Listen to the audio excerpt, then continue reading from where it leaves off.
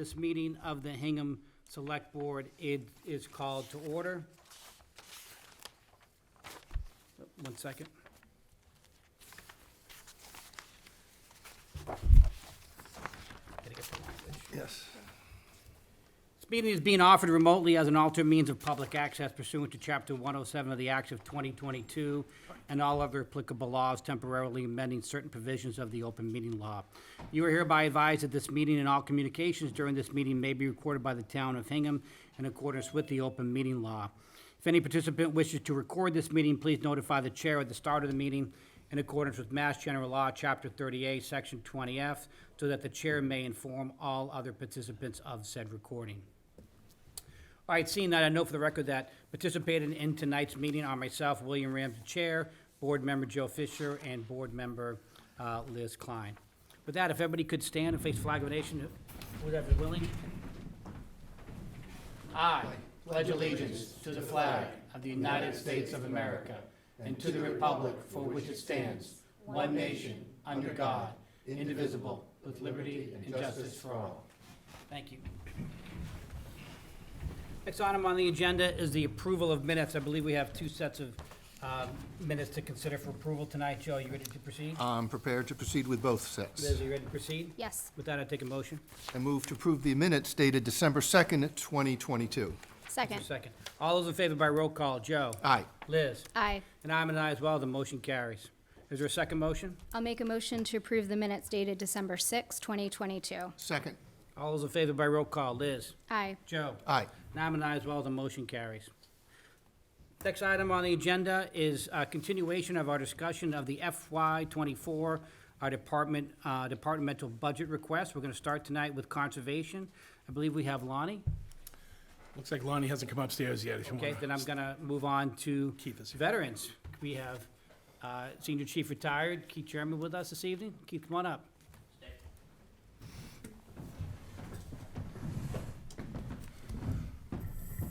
Thank you, Mr. Chairman, members of the board.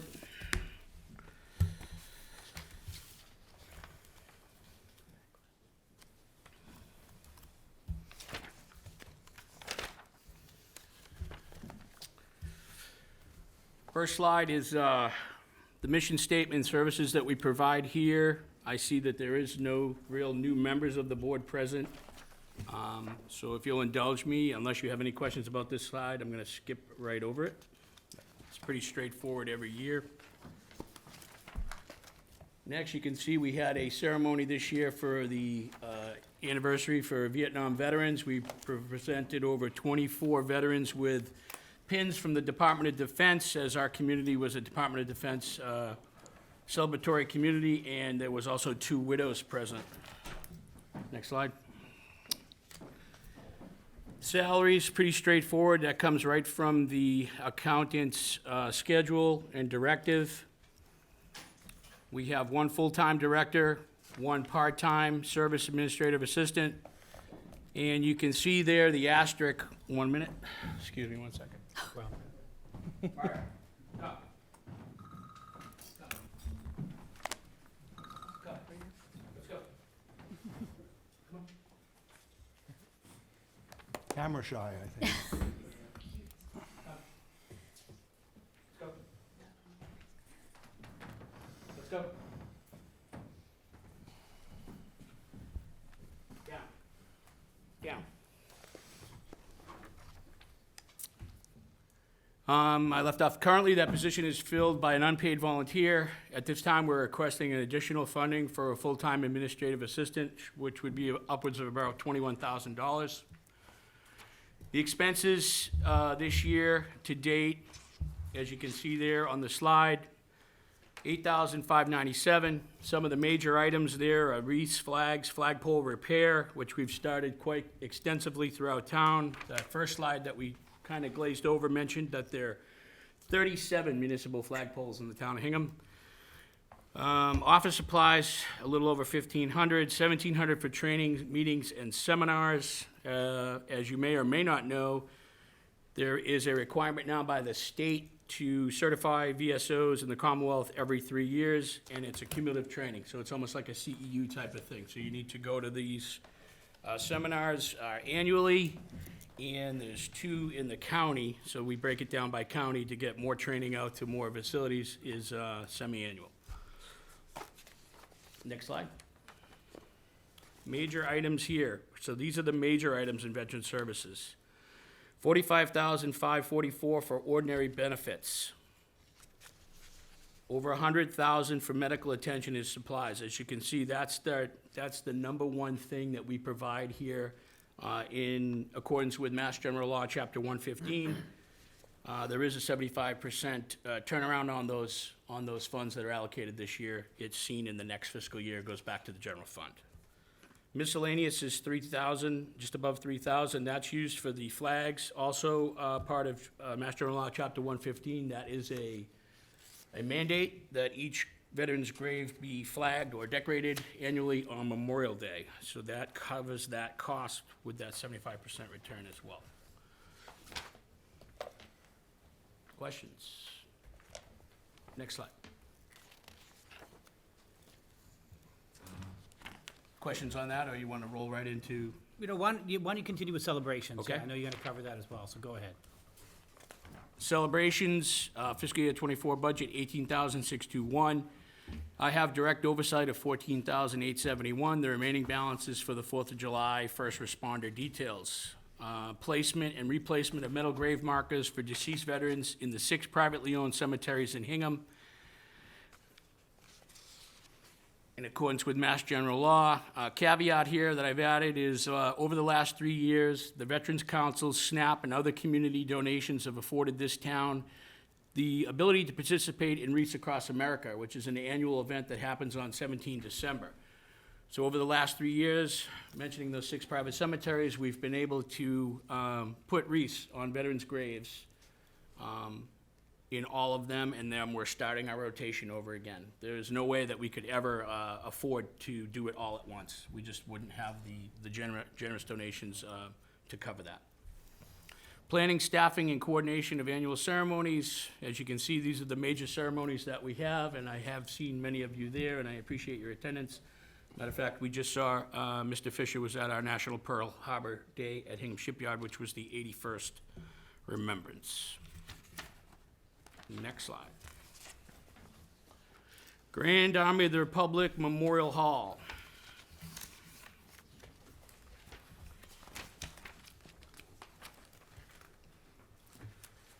You can see that this is managed by a town's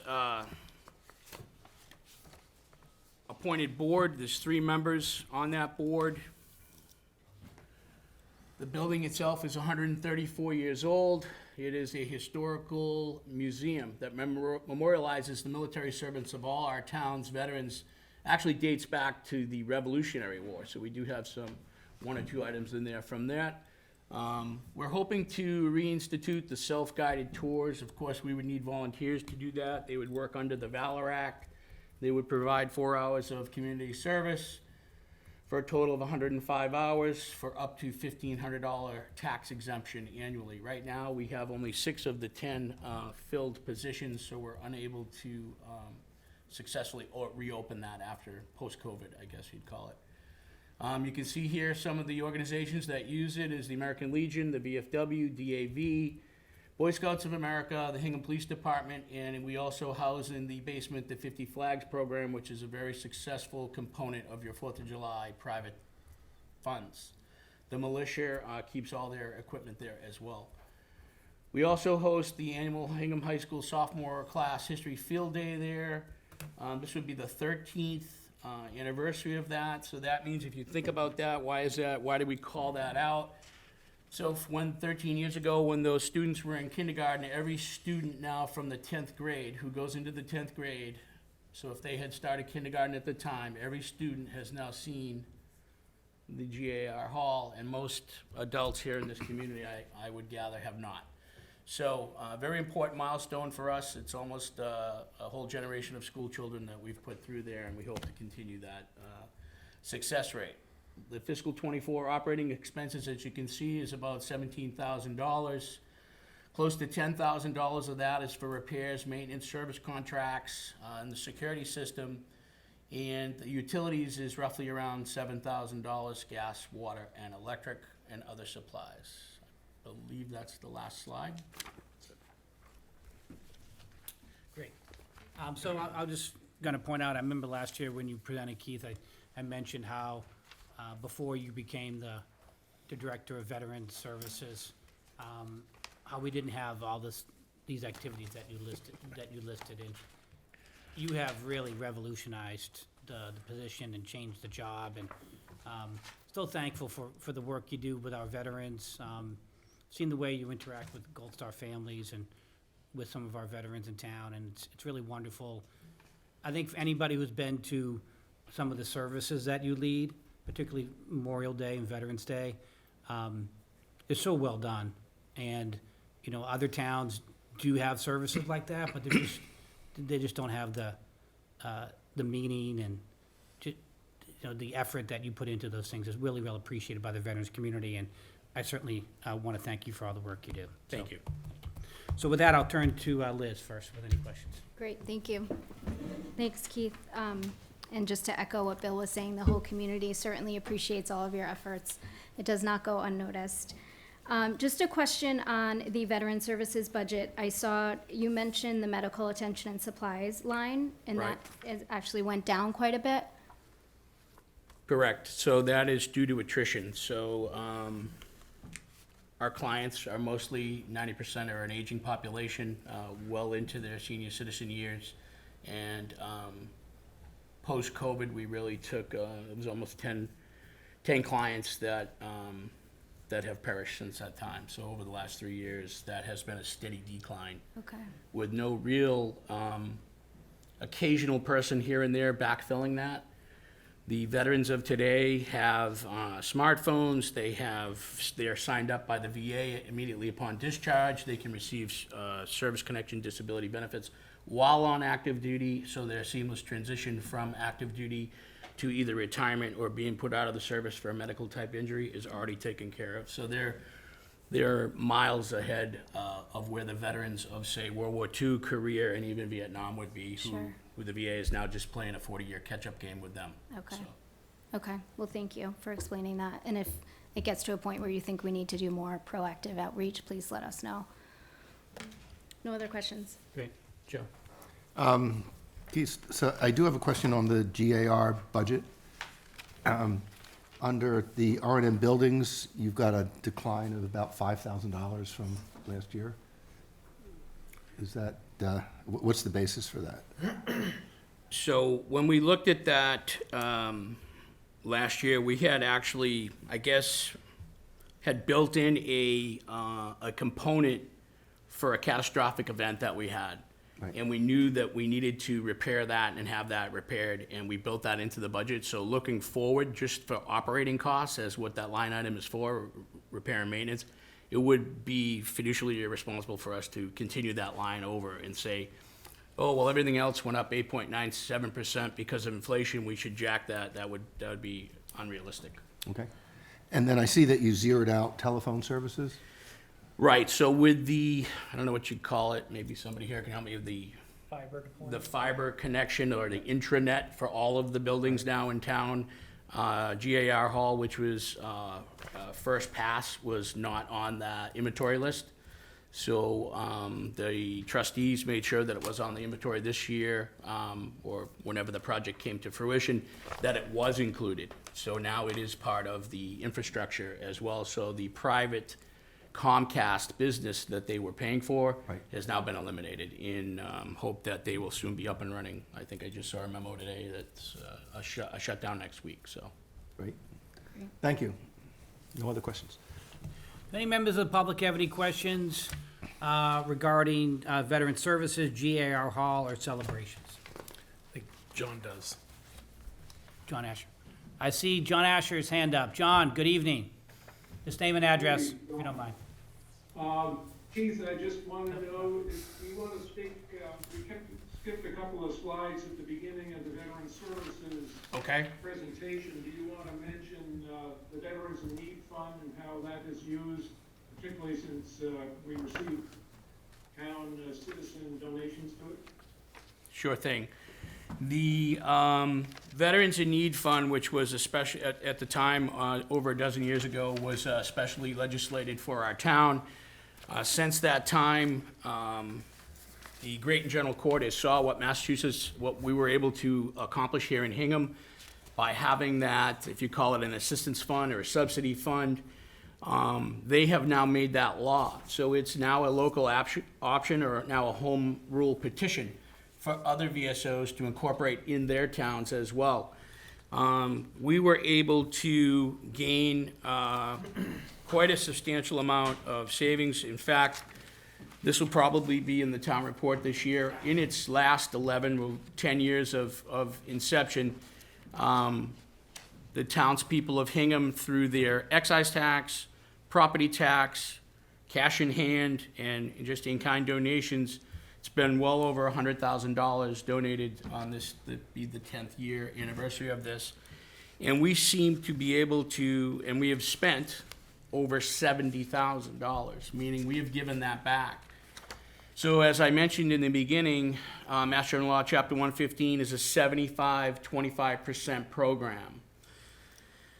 That 25% that's on the town is also a component of that which is funded through the Veterans in Need Fund, which is about 10%.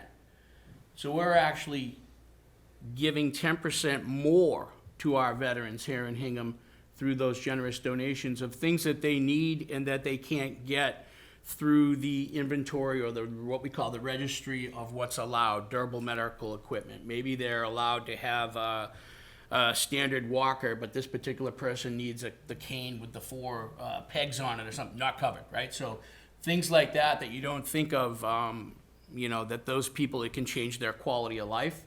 And because of those generous donations, we're able to also subsidize up to 10% of the amount that is not funded by the state. So it fills that gap.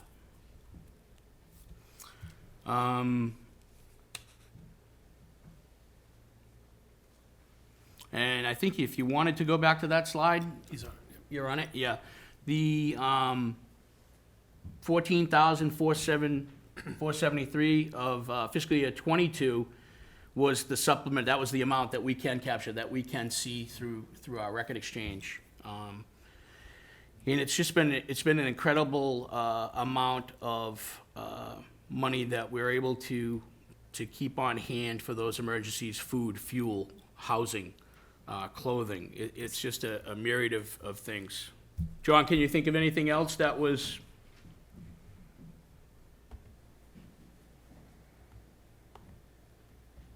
We still have them? No, I think you covered it, Keith. I just wanted to make sure that the folks in the room and the folks that are watching this on Zoom are aware of how their donations are being used to supplement the benefits that are included in the Veteran Services budget.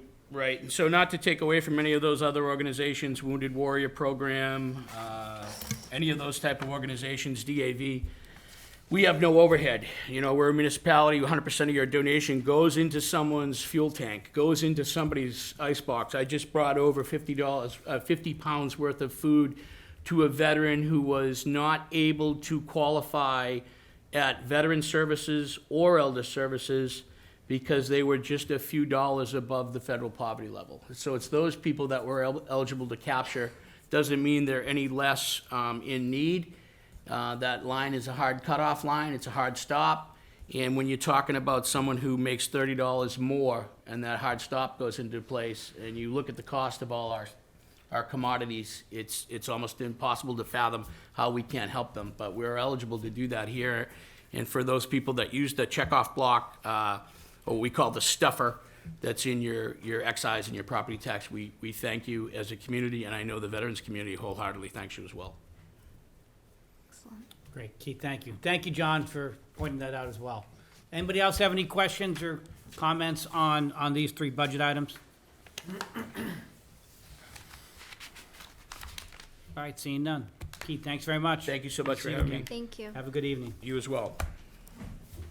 All right, next up on the agenda is, we're gonna go back to conservation. Ani, good evening, come on up.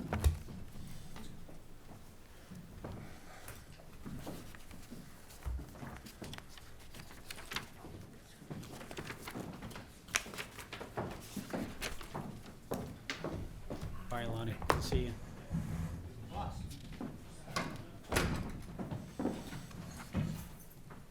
Sorry, I missed my initial roll call. That's okay. Thank you for your flexibility. It's going to affect your budget, you realize. It's a bad strategy. Well, I could counter with something much Right. more feisty, but I won't. Never mind, she's good. So it's good. All right, go ahead. Okay. So in an effort to be brief tonight, I have just a few speaking points to get us through the slides as quickly as possible. The first slide, I just wanted to highlight that the Conservation Department is more than just permitting. However, permitting is a heavy load that we carry. We're also involved in land management activities and natural resource planning for the town. And we're also the town's representative for all collaborative environmental projects. So anything that involves federal, state, or nonprofit entities, we're typically the people who are working with those groups. Next slide. Our permitting does generate revenue. On average, at least for the 5 years, we see about 115 applications a year and about $17,500 a year. While I never foresee a day where we won't be getting applications or revenue, it is a little unpredictable. The type of project determines the application fees, and I've noticed a correlation between sort of world conditions, economic conditions, the placement of the pandemic having an impact on the number of applications that we receive. So initially, when people first thought we were going to be trapped at home forever, there was a uptick in applications for swimming pools and things like that. And now that we're all sort of getting back to normal, maybe the applications have dropped back down a little bit. So there is a correlation there to the outside world. The town's share of the state application fees go into a wetlands account, which is reserved for administration of the Wetlands Protection Act, and our local application fees go to the general fund. Next slide. The recent change in staff, so we had the departure of a conservation officer and our assistant conservation officer, is a positive opportunity for us to assess the department's priorities, including staffing, the commission's regulations, our partnerships, planning efforts, and property management. So while it feels a little strange right now, it is a good opportunity to just assess things. Where are we? Where do we want to go? And so that's all bundled in the key initiatives moving forward for the fiscal year. Next slide. And for FY24, the level services this year are higher than they were for FY23. That's mostly due to the current staffing. In other words, I'm in place again, at least on an interim basis. And also some anticipated higher expenses related to vehicle maintenance and potentially new staff training and commissioner training as well. So depending on the way the direction, or depending the way the department goes for rehiring and sort of new commissioners on board, we might need more or less money for those roles. And then this year, I've also included an additional request to increase the assistant conservation officer's hours to full-time. Previously, that role was at 24 hours a week, and so it would be a bump to the full 35 hours a week. The difference in salary there is actually $17,991, but I'm proposing to take a chunk of money, $6,000 from the wetlands account, and all of that is legal. So I had previously mentioned that the wetlands account is used for the administration of the Wetlands Protection Act. Salary of staff is explicitly stated as a purpose there. And I think projection-wise, I think the account can handle 7 years of contributing $6,000, and that's assuming that we don't get any additional revenue during those 7 years. So in theory, we're still getting revenue over those 7 years, and so I think we're in stable ground for 10, 12, 15 years out. I think that's the last slide. Okay. I'm happy to take questions. So I just wanted to start off by saying, Lonnie, we were, in the fall when we lost the conservation agent, your willingness to step up and help the town was so appreciated by us. You stepped into, a major project that was going on at the time, and we were just so lucky to have you, and not only your expertise and your background, but your willingness to step up and serve us. And I know you helped so many ways, and really appreciate all you did there, and thanks so much for staying on, too. So we're lucky to have you. So Thank you. with that, I'll turn to Joe to see if he has any questions. I have reviewed the budget. Very satisfied with it. I spent 7 years on the Conservation Commission, and I appreciate the work that the commission currently does, that you do. I do have just a question about the management of the lands that are subject to either conservation easements or that are owned by Concom. To what extent are you involved, and how much time does that take for you? For the most part, it's solely Conservation Department staff that those tasks fall on. We're fortunate to have a few caretakers, if you will, for 3 properties off the top of my head. They help tremendously. The 3 properties are well used, so it gives me good peace of mind to know that when residents or visitors are out there using the properties, they're in decent shape because I have extra hands out there working on maintaining the trails, removing hazardous trees, that kind of thing. Everything else falls to staff, and our workload, our daily to-do list is driven by the permit applications that are coming in. We have to meet certain deadlines to have a hearing and then issue the permit. We get a constant call of, I'm thinking about doing this project, can you advise me on what type of application? And then you think about all the projects that have already started, and it's our responsibility to keep an eye on those and make sure that they're following all the conditions of their permit. So permitting is the treadmill that we run on, and we have not a lot of time, not enough time to give the care to the properties that they really need.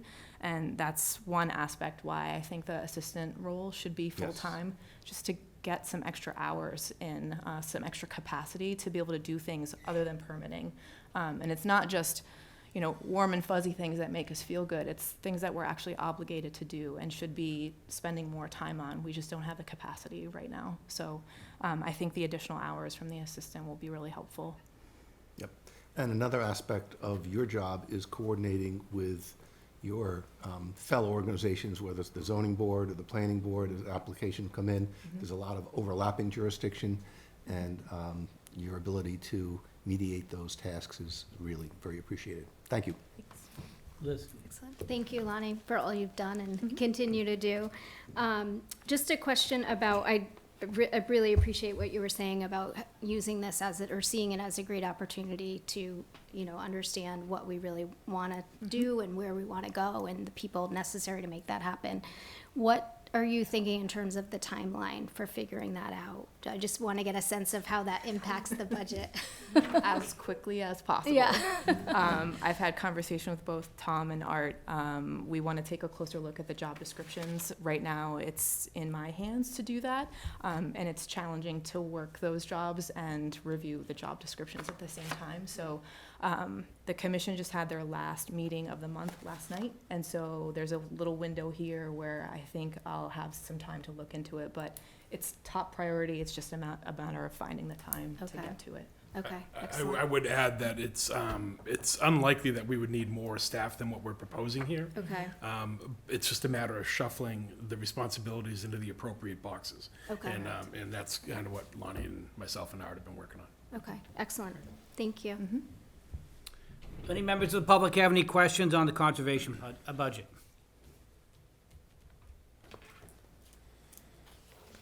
All right, seeing none. Lonnie, thanks very much. Thank you. Thank You you. guys have a good night. Good evening. All right, next item on the agenda is recreation. See Mark and Vicky here. Good evening, come on up.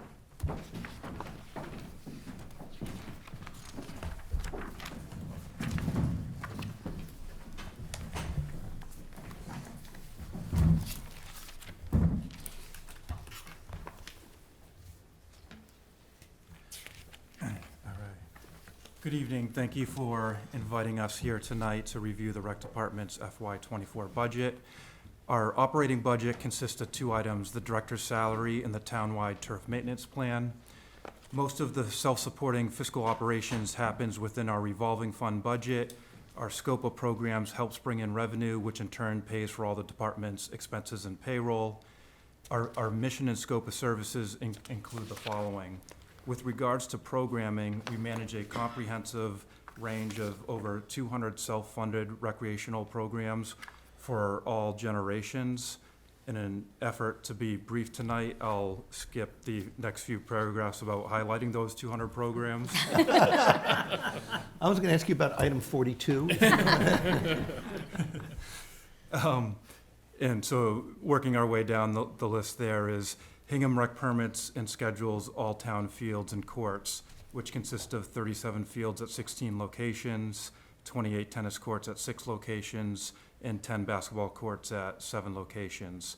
Every permit from every sports organization is scheduled and uploaded into our comprehensive rec software, where the public has the ability to view open time slots at every field. This has helped create efficiency and transparency to the permitting and scheduling process. Next slide. The rec department also manages and oversees the athletic field turf maintenance for all town athletic fields, which consist of 68 acres. For FY '23, the budget in total was $395,000. $250,000 was funded by the town, $41,000 was transferred from the school's budget to the turf maintenance budget, and $100,000 was collected in user fees from youth sports. Next slide. Managing the town's athletic field turf maintenance consists of scheduling and oversight of field applications, irrigation, utilities, infield groomings and renovations, seeding, top dressing, aerating, and a variety of other field services. We have hired several athletic field staff members who have taken great pride in grooming baseball and softball infields. The turf maintenance program has been very well received by the sports community, and we are really confident that we can continue to improve on the turf maintenance practices throughout the town. Next slide, please. I wanted to share the positive results that the town has seen in just a year and a half. Here's a picture of the middle school. This picture provides an illustration of the quality of turf that is now at the middle school. Next slide. Here's another picture at Hingham High School, which exhibits healthy, quality turf. This is where a couple of the high school teams play field hockey. The high school AD mentioned to me in the middle of field hockey season that he has never in his career had field hockey coaches that have been so happy and excited with the condition of the field.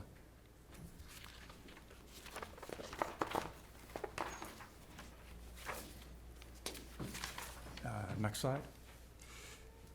The work and impact of the turf maintenance budget did not go unnoticed, as the president of Hingham Youth Softball noted in his statement. The softball fields in Hingham have never been in better condition, and this is from Steve Melia, the Hingham Girls Softball president. Next slide. The president of Hingham Little League, which serves more than 800 children, noted that in just one season, Hingham's playing surfaces were in by far the best condition they have ever been. This resulted in a dramatically safer and more enjoyable experience for the youth in Hingham's Little League program, as well as significantly reducing the amount of games lost to unplayable conditions. Next slide. Benchmarks and metrics. This graph represents that other than the director's salary, our department is self-funded.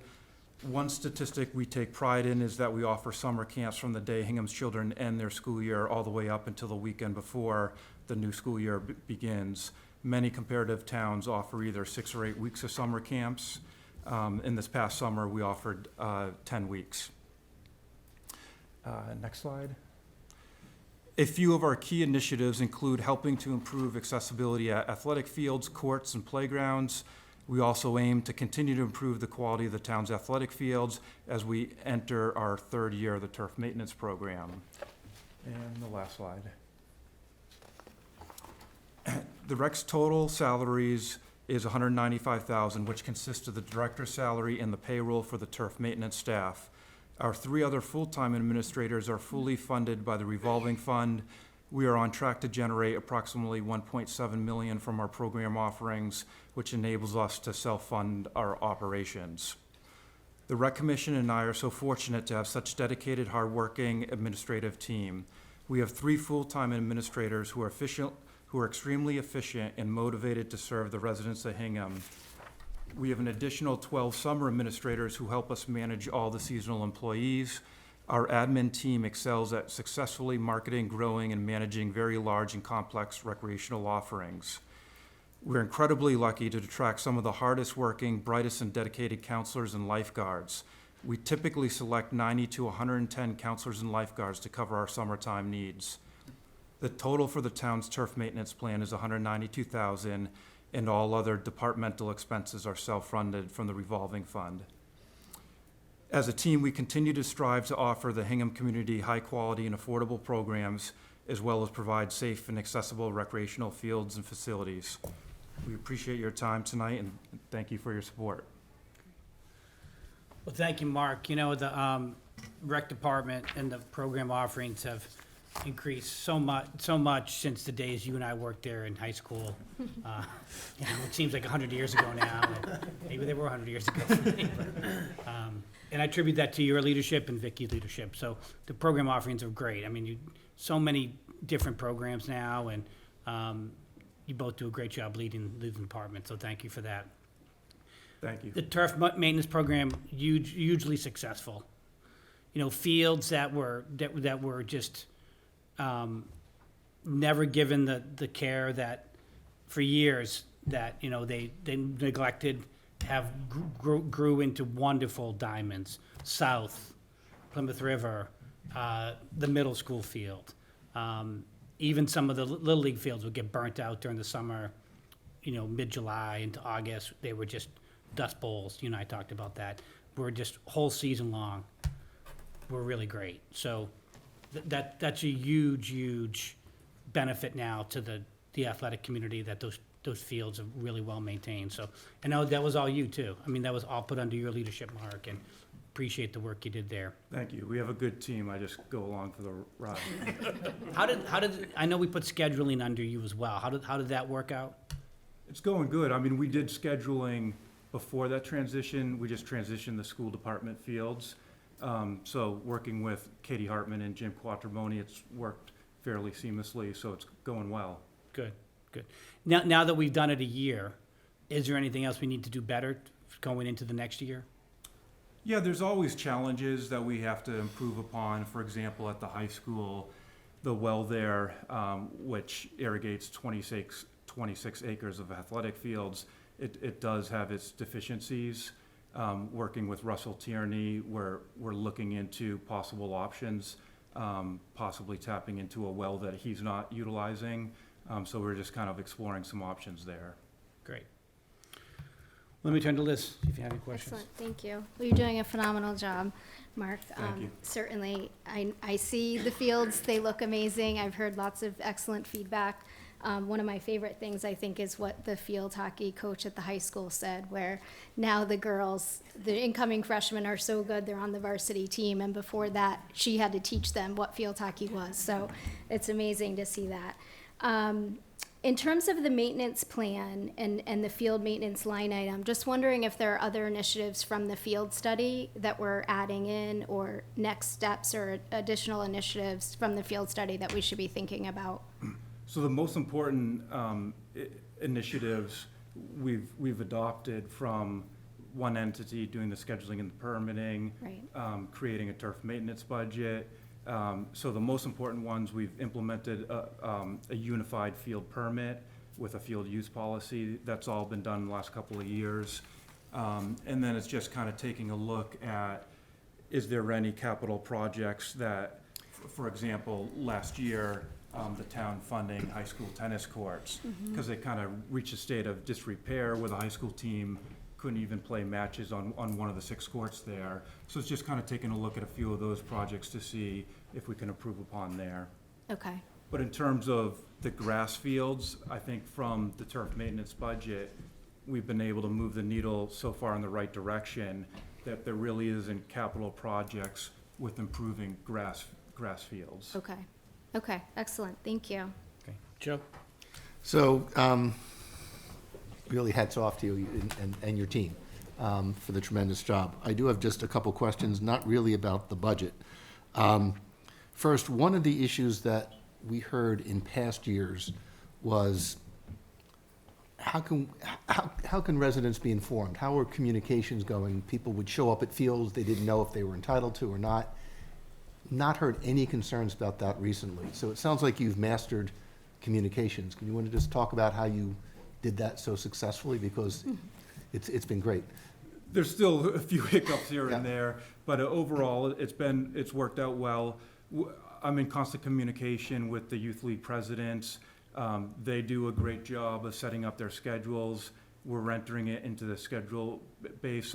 Every now and then, you'll have some rogue youth sport coaches just showing up on fields where they Right. shouldn't, but we try to just talk to them and steer them in the right direction. But overall, yeah, it's gone pretty well with no major hiccups. Can I just add, Joe? Yep. You know, as a 50-year resident of Hingham and also being part of this team for 10 years, I also think that everybody understands where the rec department is and who they can call, and there's an answer there. You know, bringing the schools in made so much sense. Bringing the Yes. select board fields in made so much sense. So now you're not getting calls that are being transferred. And that is just, it happened seriously in some of our opinions. It seems like almost overnight. Yeah, It's nice that it's working. because in part, people don't know, well, this field is controlled by which group. So unifying it all really has Makes had all the a difference. beneficial effect. And but- Joe, one good point is, in working as teamwork with Jim Quattromoni and Katie Hartman, is we're constantly texting each other, emailing each other, and making sure that there's no issues with the high school sports schedule. And Jim knows if he picks up the phone because he had a couple rainouts, that their sports are gonna be taken care of, especially at the high school fields. On a different topic, I don't know if people have reached out to you, but they've reached out to me about when will the town have pickleball courts? Have you heard that, and are there plans? We have definitely heard that. I think we had a meeting with over 50 pickleball players. Yeah, they're an active group. And So- so we thought a measured approach to that was to ask for CPC money to do a location feasibility. And if there is a potential feasible location, to design said courts, and then we'll have a better idea of the location, if the design fits correctly at the location, and cost of those courts. Yeah, I mean, the concerns that I've heard is that people will drive by and they'll see empty tennis courts not being used, and there's people lining up who play pickleball. So I don't play pickleball, but I may learn. So I know there is a demand in town for that, and to the extent you can address it, that would be appreciated. We Great. are the only town on the South Shore that does not have dedicated pickleball courts, so I'll just share that with you. You can watch Mark's slides for CPC, I recommend it. Okay, great. Thank you. Any members of the public have any questions about the Recreation Department budget? Sir, come on up. Sir, if you can come up to the microphone, just state your name and address, that'd be great. Good to see you again this evening. I'm Dick Pont, and I live at 3 Hollyhock Lane. I've lived in town for 46 years. I'm just curious. It appears that everything is geared to the children of the town, and I'm wondering, what about our 8,000 seniors in town? I know Marshfield, at their senior center, they have a pickleball court, as well as other outdoor activities for the seniors. And does our recreation department provide anything except for free membership for people over, I believe it's 75 years old? I tried it. I didn't like trying to work out in a dark, depressing atmosphere. So I only lasted for so long, and I had to go elsewhere for my physical workouts. We do. We also have a very robust elder services department, so we try our best not to step on their toes. But we do offer recreational programs: tennis, pickleball, dance cardio, harbor hoops, spinning, yoga, Zumba, golf, and we have quite a bit of senior population within all those programs. Oh, I thought the senior center offered that. I didn't realize it was the recreation department. They offer quite a bit of recreation programs as well. I see everybody exercising at the senior center. I didn't realize that the recreation department was tied in, and I don't think many of our seniors realize that. So for example, the rec offers yoga programs, and I would say at least half of the participants are seniors. So it's not advertised as a senior program, but it's a program that attracts many people of all ages, and they attend. Okay, thank you. We're Thank you. working at changing that word senior. Excuse me? We're working at changing that word senior. How about that? Well, we're not ashamed of it. No, so- no. So it's Thank- an active program. Anybody have any questions for me? No, thank you, Dick. Good to Okay. see you again. Thanks Nice for to the see question. you. Anybody else have any questions about the Recreation Department budget? All right, seeing none. Mark and Vicky, Thank thanks you. very much. Thank Have a good you. evening. Thank you for your time. Good to see you.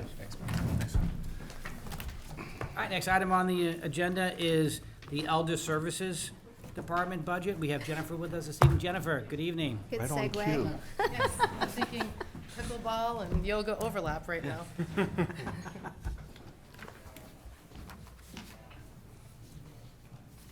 you have the slides right there? Yep, you're good to go. Thank you. So, good evening, everyone. I just want to say thank you for giving me 5.5 minutes of your time tonight. As brief as I may try to be, as most of you may know, I get kind of passionate when I'm talking about elder services for a variety of reasons. Wonderful population to work with, large population here in Hingham, and we just have a really good time down there at the senior center.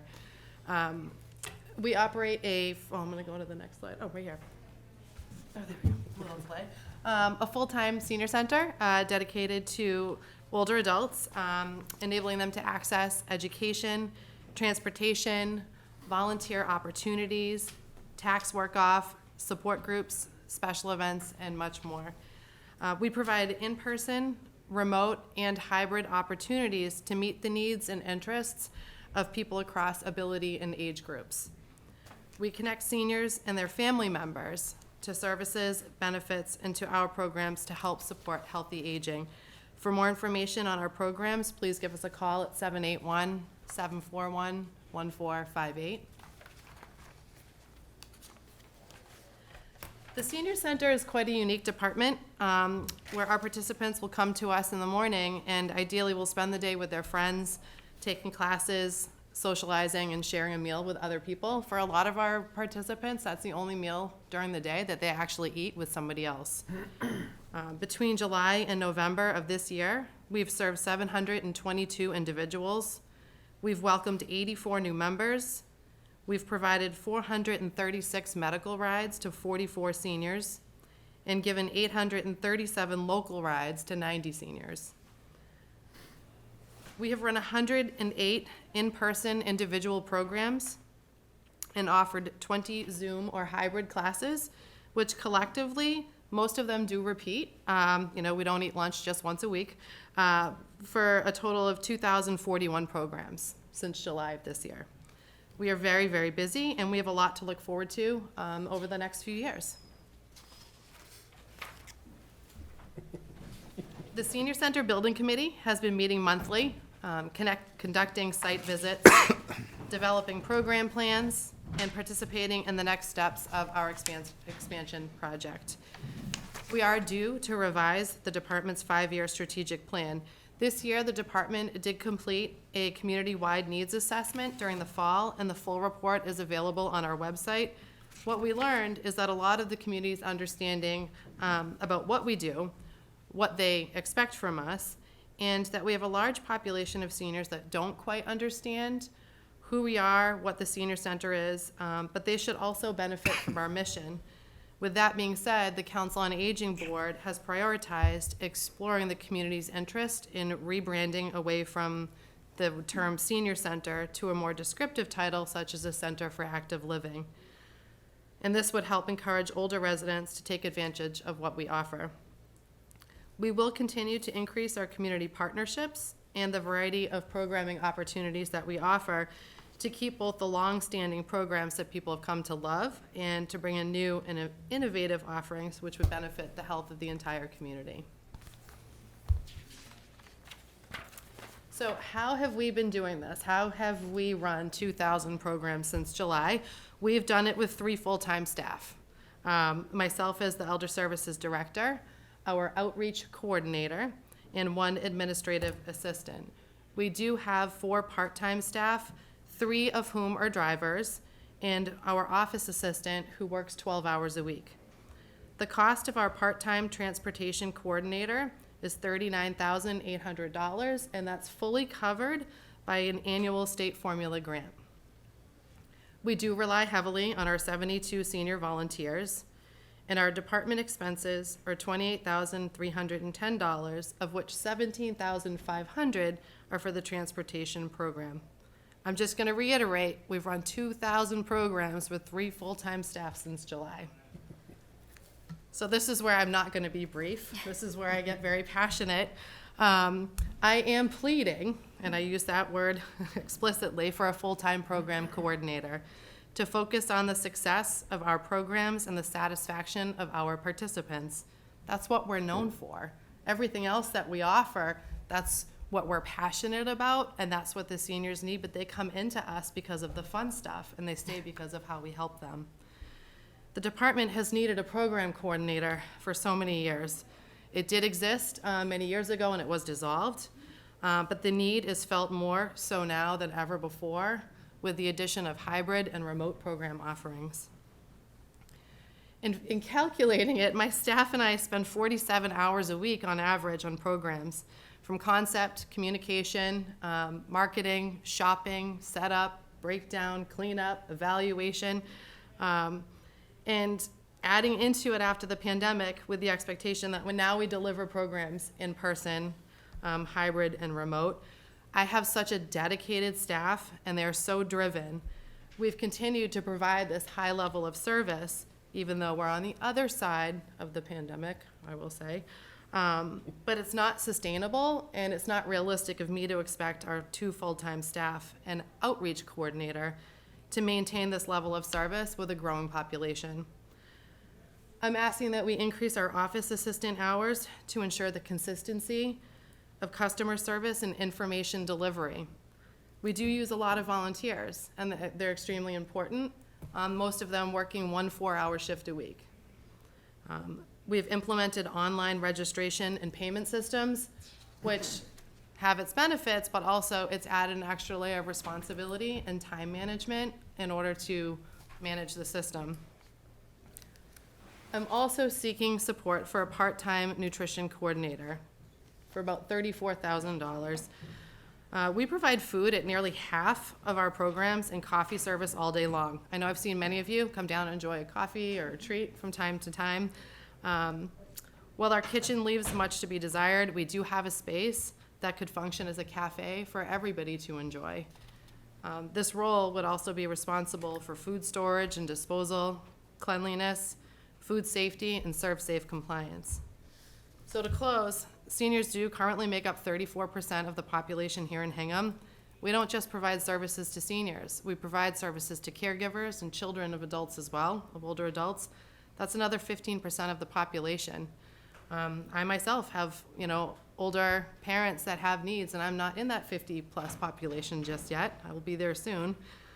And as we're planning for the next 10 years, and the growth of the senior population will reach nearly 40% of the entire community of Hingham, their needs are going to put a strain on all of the community resources, including first responders and the public health department.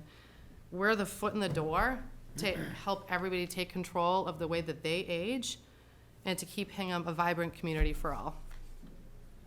Thank you. Great, Jennifer, thank you very much. I know that the requests for new funding are important to the department, and we're going to take a hard look at them, so thank you for raising those this evening. I also know that it's going to be a pretty busy year for the senior center as we've gotten through our big 2 capital projects in the fall. Our next priority and focus is going to be the future of the senior center. So looking forward to that, engaging in that discussion as we go forward over the next couple months and where that goes. So thank you for your hard work down there. Appreciate it. Let's go to Joe. See any questions? I just hear rave reviews about your work, so thank you. And I know it's not just you, it's your team. So thank you very much. I do have a couple questions. You led off with the number of 722 seniors served. What does that mean? That's the total number of seniors who take advantage of the senior center? That's the total number of seniors since July that have taken advantage of the senior center. If I would look at annual, I try to take into consideration where we were before the pandemic and how that shifted who we service and how we service them. Our total outreach is probably about 1,200 seniors. I'd like to see that number go up and be, fairly more representative to, the population here in Hingham. Because that's a relatively small percent of the senior population in Hingham. And so we need to do what we can to outreach and make sure that people know what's available and they take advantage. The largest group of seniors in Hingham are located at Linden Ponds. To what extent is there coordination between the senior center and the activities at Linden Ponds? There is not a terrible, I would say a lot of coordination between. What we find is that Linden Ponds is pretty self-sustaining when it comes to their programs. The seniors that come to us from Linden Ponds grew up here or did live here and moved there. We're not seeing a huge influx of folks that have come in from other parts of the country or the state and engaging outward with us. It's more of the seniors that want to maintain their existing friendships and relationships in the community. Great, thank you. No other questions? Liz? Excellent, thank you, Jennifer. And I know the first time we spoke, I guess 18 months or 2 years ago, we talked about this program coordinator, so it's been on my mind. I know you're so passionate about it, and I appreciate that. And I think, I'm assuming that position can help better serve and, accomplish this outreach that we're looking to, so that we can provide more services and better services to more people in the community. So thank you for bringing it up. Certainly, it's certainly a priority. Any members of the public have any questions about the Elder Services Department budget? Yeah, come on up. Microphone again, thank you. Beginning to look familiar. Yeah. That's all right. Appreciate you being here tonight. You're getting your steps in. I just have to clarify something. I'm a volunteer at the senior center. I presently am teaching beginner bridge, and in February I'll be teaching, along with my wife, who also is a volunteer, teaching Mahjong. I use the senior center. I worked very closely with Barbara Farnsworth when she was the director, and I have worked very closely with Jennifer. I talk up the senior center. I try to get volunteers. In fact, we desperately need some van drivers, and I've got a friend that I just talked into volunteering 1 day a week to be a van driver. I unfortunately cannot do everything I want to do at the senior center because we don't have the programs that I like to participate in, not all the programs that I like to participate in. I drive and I pick up somebody from Linden Ponds and Whiting Way every Wednesday and drive them to the Marshfield Senior Center, and we play duplicate bridge. We play in a room with 48 people. And that group is there every week, along with all kinds of other groups that are playing whist and hand and foot and Mahjong and you name it. They have so many more programs available to them in other towns. I feel bad for our seniors, and I know we'd have many more seniors using the facility if we had the programs that people are looking for. And it's not only that, it's health and nutrition. We offer 2 meals a week. Marshfield offers a meal every day of the week. I get their bulletin, and there's no comparison. And we're a town that, really can afford to take care of their seniors, and we haven't done a very good job at it. She desperately needs the people and the bodies that she's asking for, and I ask you to please give it heavy consideration because we've asked for it in the past. I know Scott Stevenson wrote a letter to the 3 years ago, wrote a letter to the Board of Selectmen and to the Hingham Journal. It was published in the Hingham Journal, asking why we couldn't provide this program that she's asking for with an activities director. I mean, it's a necessity. Marshfield has 2 program directors and an assistant and some volunteers. I've said too much. Thank you for listening to me. Jake, thank you very much. Anybody have any questions for me? I don't want to run off and leave anything unanswered. If you do have something on your mind that you'd like to ask, because I'd be happy to answer. No question, just appreciate what you do and your volunteer work down at the senior center. Thank you. Thank you. Thank you. Anybody have any other questions or comments on this budget item?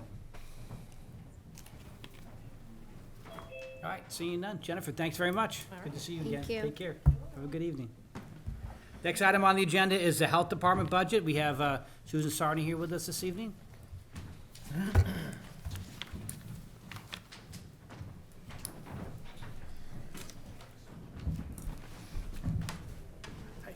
Thank you.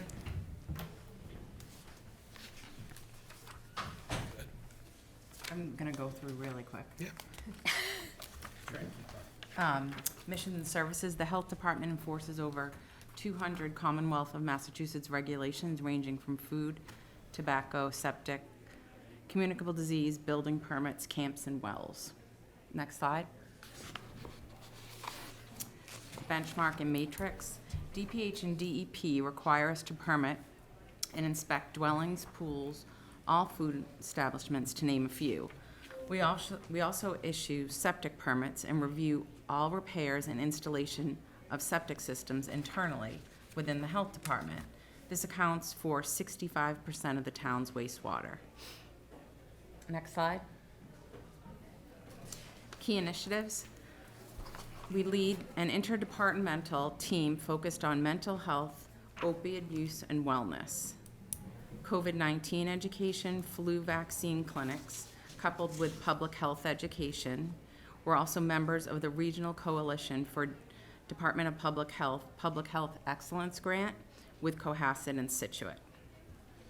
Next slide. Staff and expenses consists of 3 full-time employees and 3 part-time employees. Next slide. Additional requests. This year, we're looking to increase the 20-hour-week current social worker to 35 hours a week, which will be funded through Hingham's opiate settlement funds to account for $27,917. In 2023, we will have a total received of $225,660 from the Hingham opiate settlement fund. Next slide. Within the opiate settlement funds, we are receiving a total of over $1 million through 2038 to be rolled over yearly. The 15-hour-week outreach coordinator under the full-time social worker is to support people in accessing opioid use disorder treatment, counseling, and recovery. We will also provide a voucher system to provide treatment for programs for residents with OUD, supportive housing, and move-in deposits. We will also use the funds to create grant programs for committees within the town in an internal application process.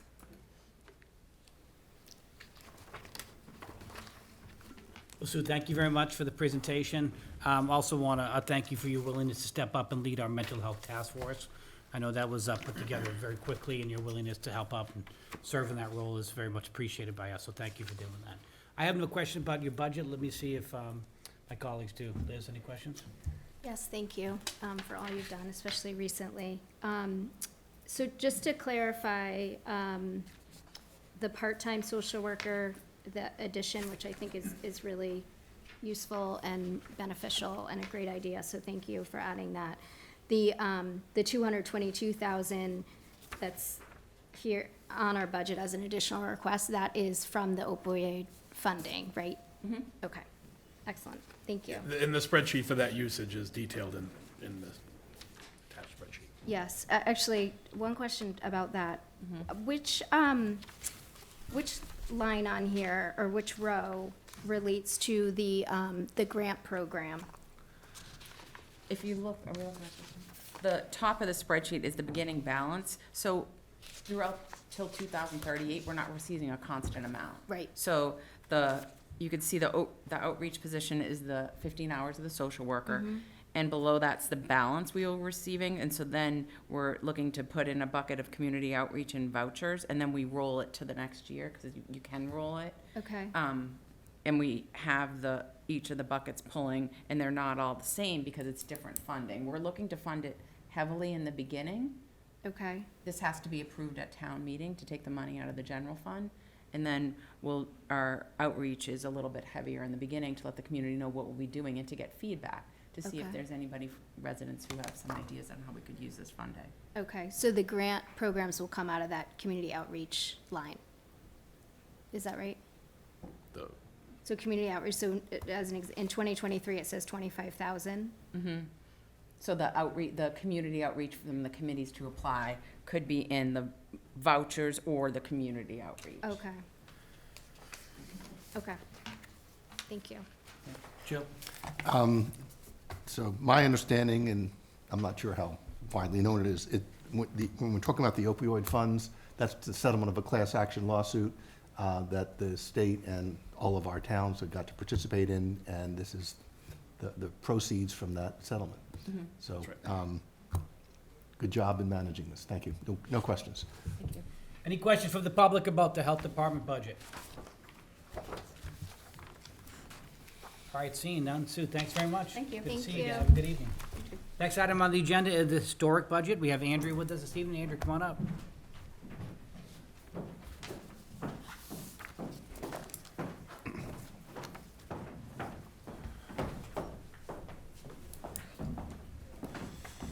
Thank you for having me here and giving me a chance to give my spiel. And I think you'll find that in contrast to some of the others, this will be quick, zip, fast, fast. So, let me see, where are we starting with the mission? It was interesting today, I just want to segue a little bit.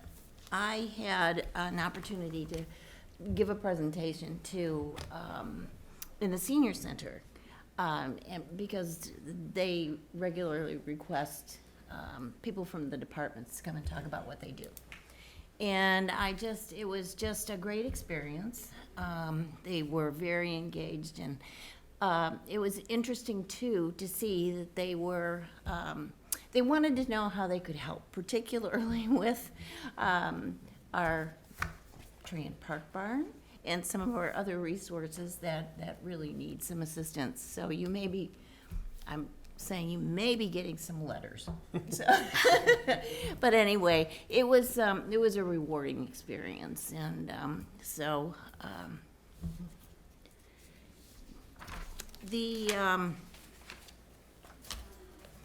the mission is very clear, and it has been for all the time that I've been here, to preserve the town's historic assets.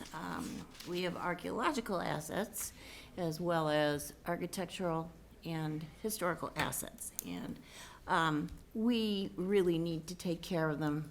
Sometimes I liken Main Street to a movie set, because the exteriors are fine, and they're wonderful, and that makes Hingham Hingham. But our real challenge is to educate people so that they understand that once the interiors are gone, they're gone forever. And so we do lose a lot of historic fabric. We have education programs, we have volunteers who'll go in and talk to people who, after they purchase their properties, to let them know what they have. So it's, our one of our missions really is. And we also do this along with the Historical Society. They're as concerned as we are. You may remember a couple of years ago, they had a bumper sticker that said, gut fish, not homes. So, I know. Anyway, so I just, that is very important because the district's commission does not have any jurisdiction on interiors. So, you know, while the exterior may look fine, the interior may be Pottery Barn. So, you know, this is one of our major concerns. So education is very important. And to that end, we try to educate through videos that we make of the of historical importance to the town. They're all available on the Harbor Media website, and they really are very good.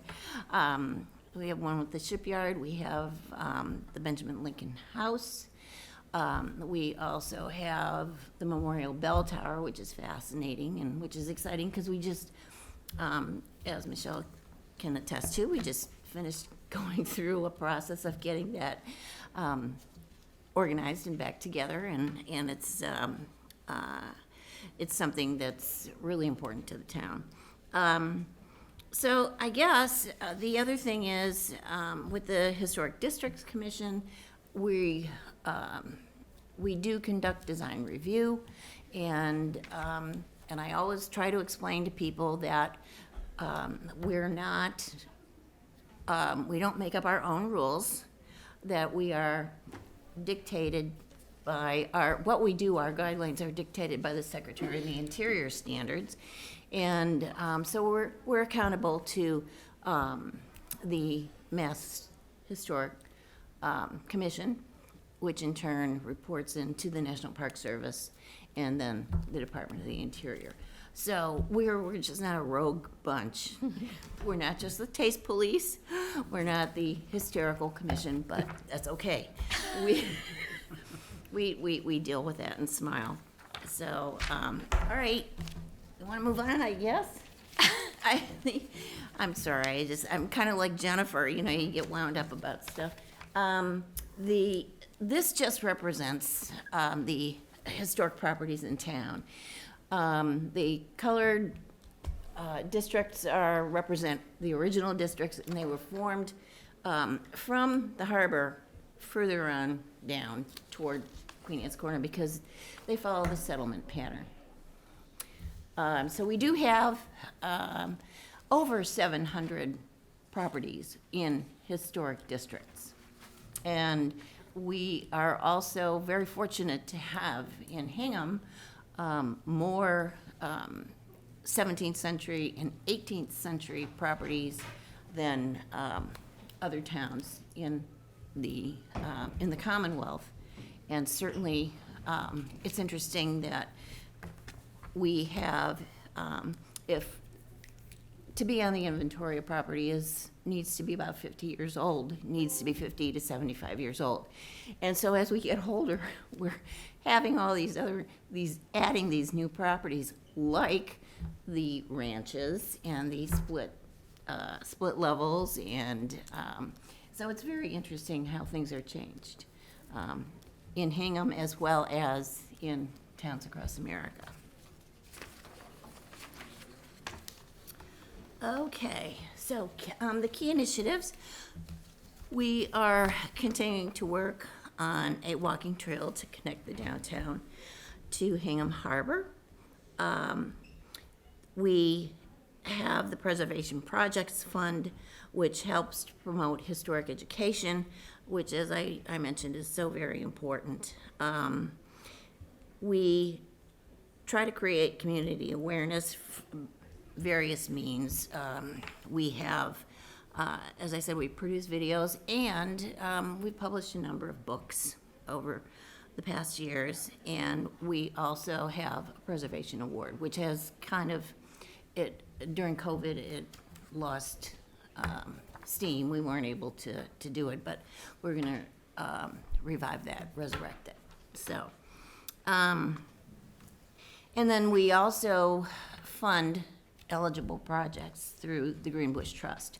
And I think that is the one program that is available to private citizens as well as, I mean, that is the only thing in town that we have that we can support private citizens.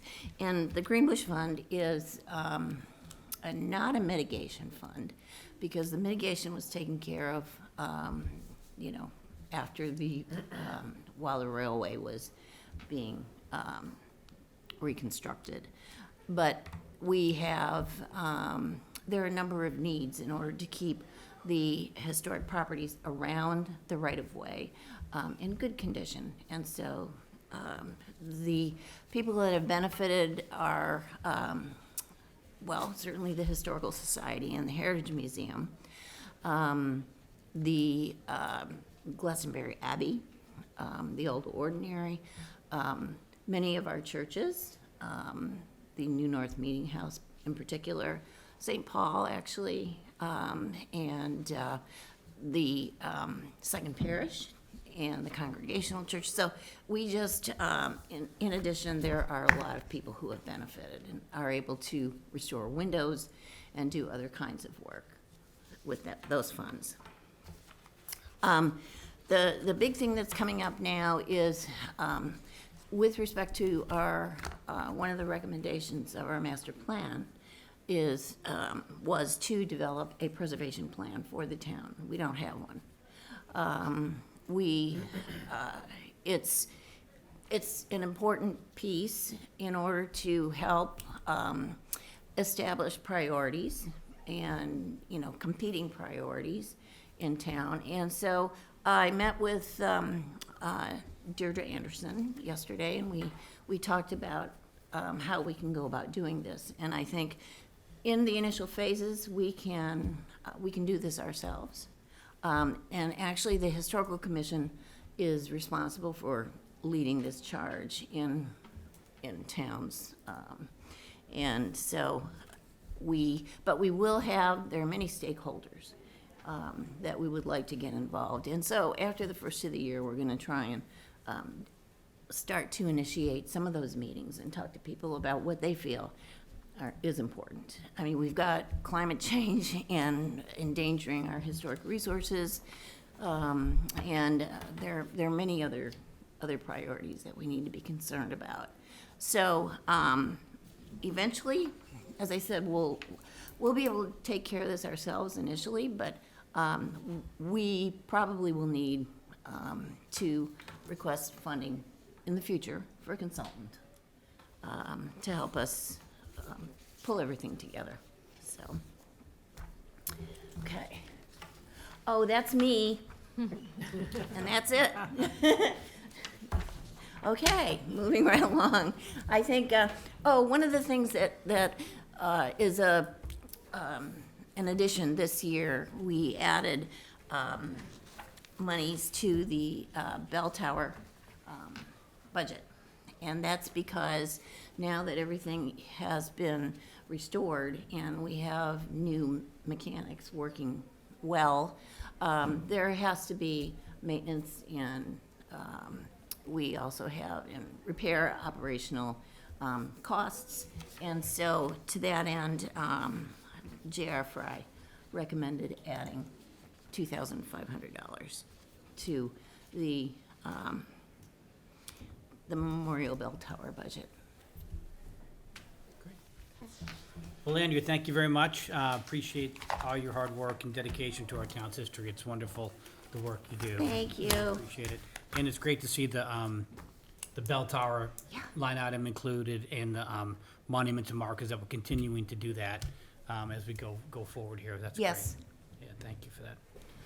Liz, do you have any questions? Excellent. Thank you, Andrew. No questions on the budget. I'm thrilled to see that the preservation plan is going to get kickstarted, so thank you. Joe? No questions on the budget. She answered my question I was going to ask about the bell tower, so we're all set. Thank you. Okay, excellent. Thank you. Any members of the public have any questions about this budget item? All right, seeing none. All right. Thank you very much, Andrea. Thank you. Have a good evening. Take care. You too. All right, the last budget item tonight is the Bathing Beach trustee budget. We have Ed Johnson with us. Ed, come on up.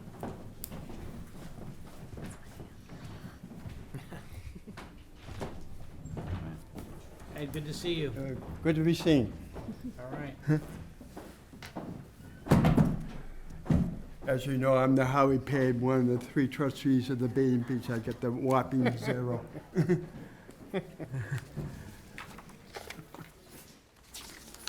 I can personally say, when I moved into town in 1977, there was a lot of people that used to go down the Bathing Beach. At that time, not everybody has a swimming pool in their backyard or a house down the Cape. And the usage went down. And I say, since 3 trustees are on now, the usage has gone up. The beach looks a lot better than it used to. The sand's well-maintained. The underwater seawall is holding the sand for the most part. There's still some going down to the boat ramp, but nowhere what it used to be. And we depend on the DPW to do the maintenance of the cutting the grass, the cleanup, the trash. The one issue about the trash, the worst time is when I go down there Sunday morning. A lot of the birds and the squirrels get into the trash, and it's all over the place until Randy can get his people down there to clean it up. At times I feel embarrassed the way it looks early in the morning. I go down there a lot. I come up on the Cape from my Cape house on Sunday a lot of times to clean it up. And I know you have to pay overtime with the DPW, and they do a good job. I'm not complaining about it, but it's just the birds get in there, the squirrels get in there, and they pull it out. And later on, when Randy's people get down there, it's all cleaned up. It's fine during the day, but early in the morning on Sunday, it's probably the worst that is. Go on the budget. I think we have the second lowest budget. Bear Cove Park, I think, might be equal budget. But It's not a judgment of importance. We love the beach. You get a lot of free work out of me, so I make up for it a little. The salaries is the biggest part of the budget, as you can see. Which is the lifeguards. The lifeguards. There's no management people that get paid. It's only the lifeguards. In the last couple of years, we depend on the rec department as taken over the management of the lifeguards. We felt it was important to have somebody there on a day-to-day basis.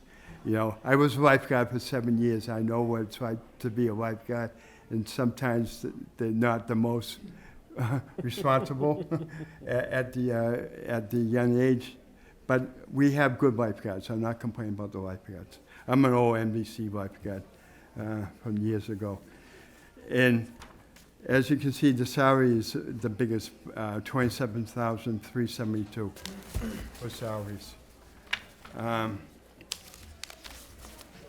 The grounds is $6,000, and that's for the maintenance of the ground. The biggest problem is still the geese droppings down there. And that's because the water that builds up in the parking lot, that's their water source, the fresh water. That's the biggest problem down there is the geese droppings. The rot rate is only $1,500. This is from the old bathhouse, not the new building that Greg Sarah pays all the costs for the new building. The utilities is $3,300. We have the outdoor shower now, which is great. That keeps sand out of the bathhouse. People wash before they go into the bathhouse to use the bathrooms in there. The custodian supplies is only $650. And the uniform allowance is $300, which is kind of low because we buy all bathing suits, sweatshirts, T-shirts, and hats for the lifeguards. So sometimes we got to move money around on that. We have some that we keep in inventory now, so that we can use for next year. So the whole department request is $39,122. Excellent.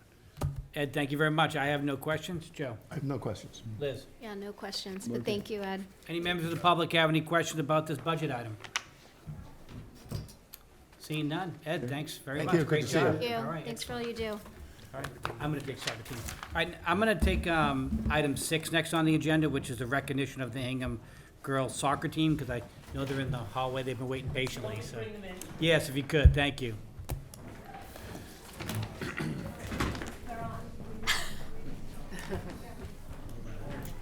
I know.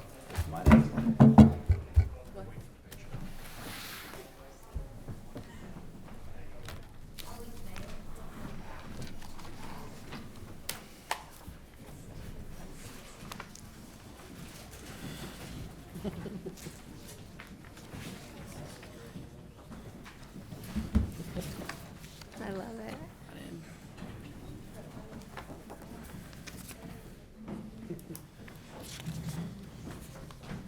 Sweatshirts.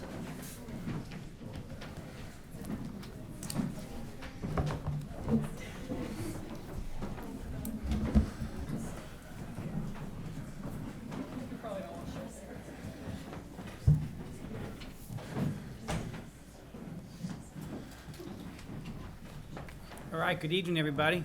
All right, so we have some very special guests with us this evening.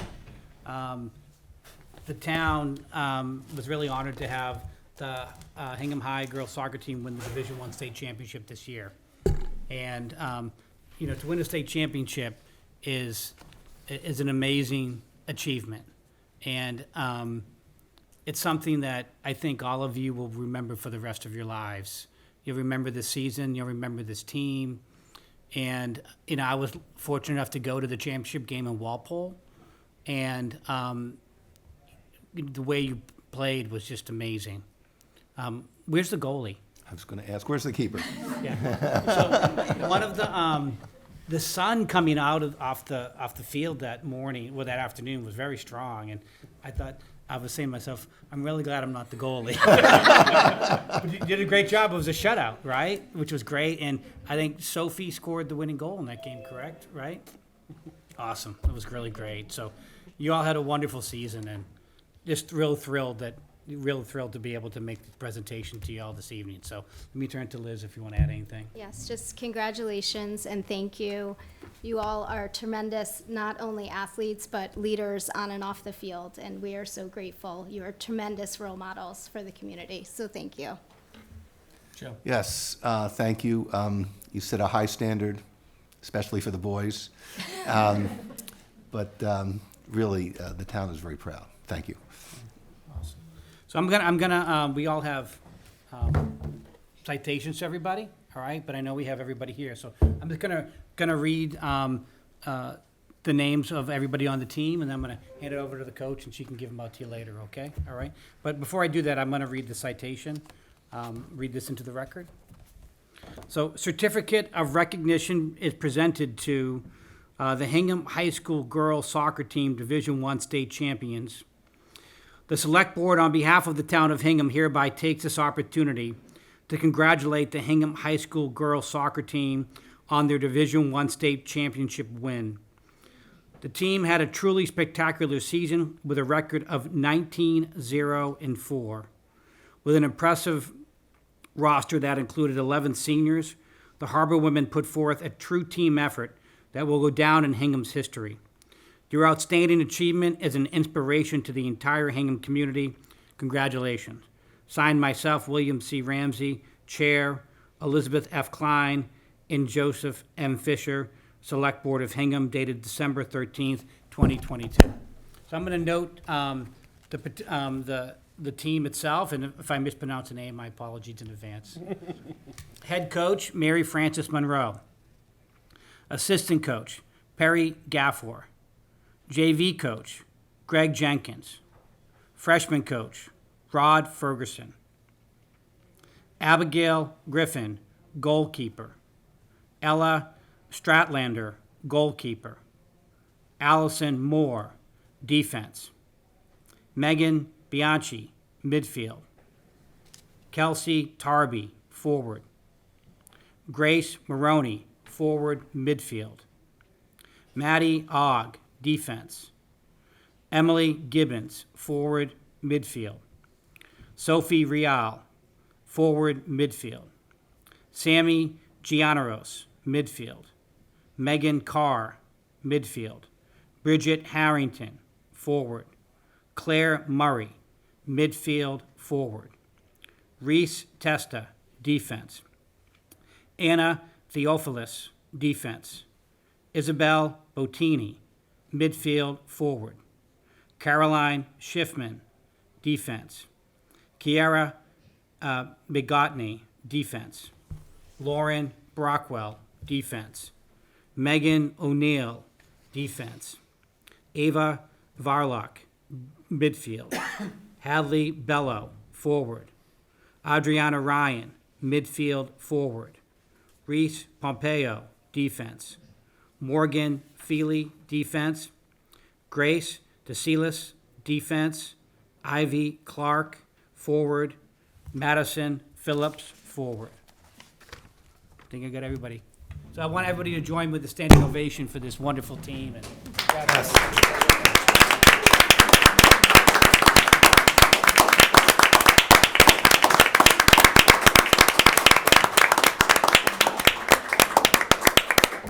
And you get to take penalty shots on the goal right now? what I like to do, we're going to try to make this happen. If we could get the team to kind of come up here in the well, we're going to try to get a picture of everybody. If we can do that real quick. I know we have a lot of people in the room, but let's see if we can do that. Just get in the back.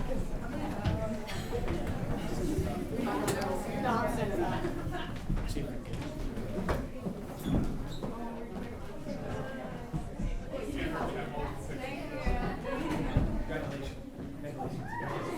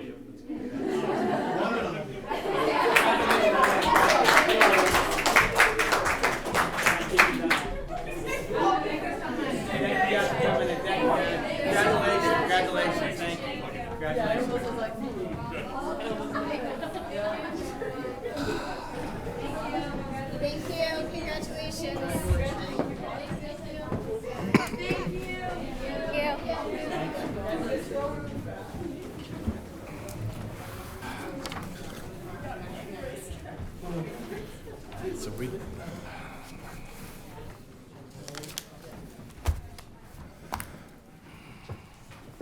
All right, next item on the agenda is to consider approval of an agreement with Stryker Sales LLC to supply the town of Hingham with 2 cardiac monitors.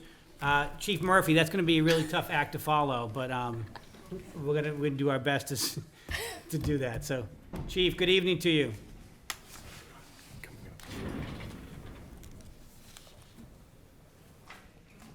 Do we need to fix the camera? the video isn't working, Michelle. It's only picking up on my laptop.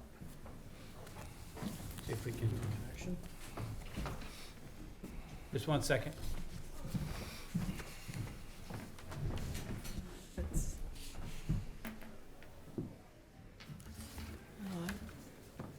Something probably came unconnected. Want me to unconnect and reconnect?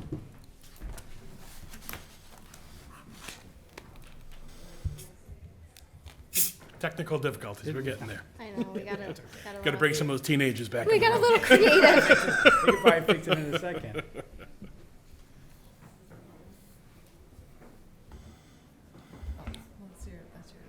Yeah, yeah. We need that too.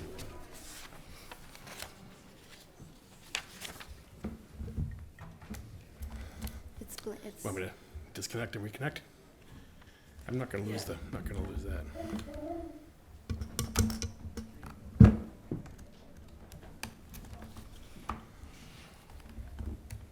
Oop, Looks like it got, I don't know how it's working without this, but, that's just the projectors. oh, gotcha.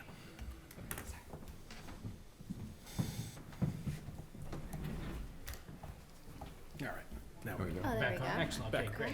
Thank you. All right, looks like we're back online here, which is excellent. So everything looks good on your end, Tom? Yep, we're good to go. All right, Chief Murphy, good evening, you're up. Oh, hold on, come and see.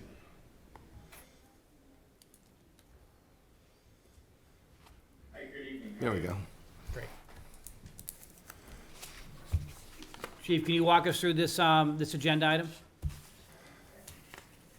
So in front of you, you have a contract slash purchase agreement to purchase two LifePak 15 cardiac monitors.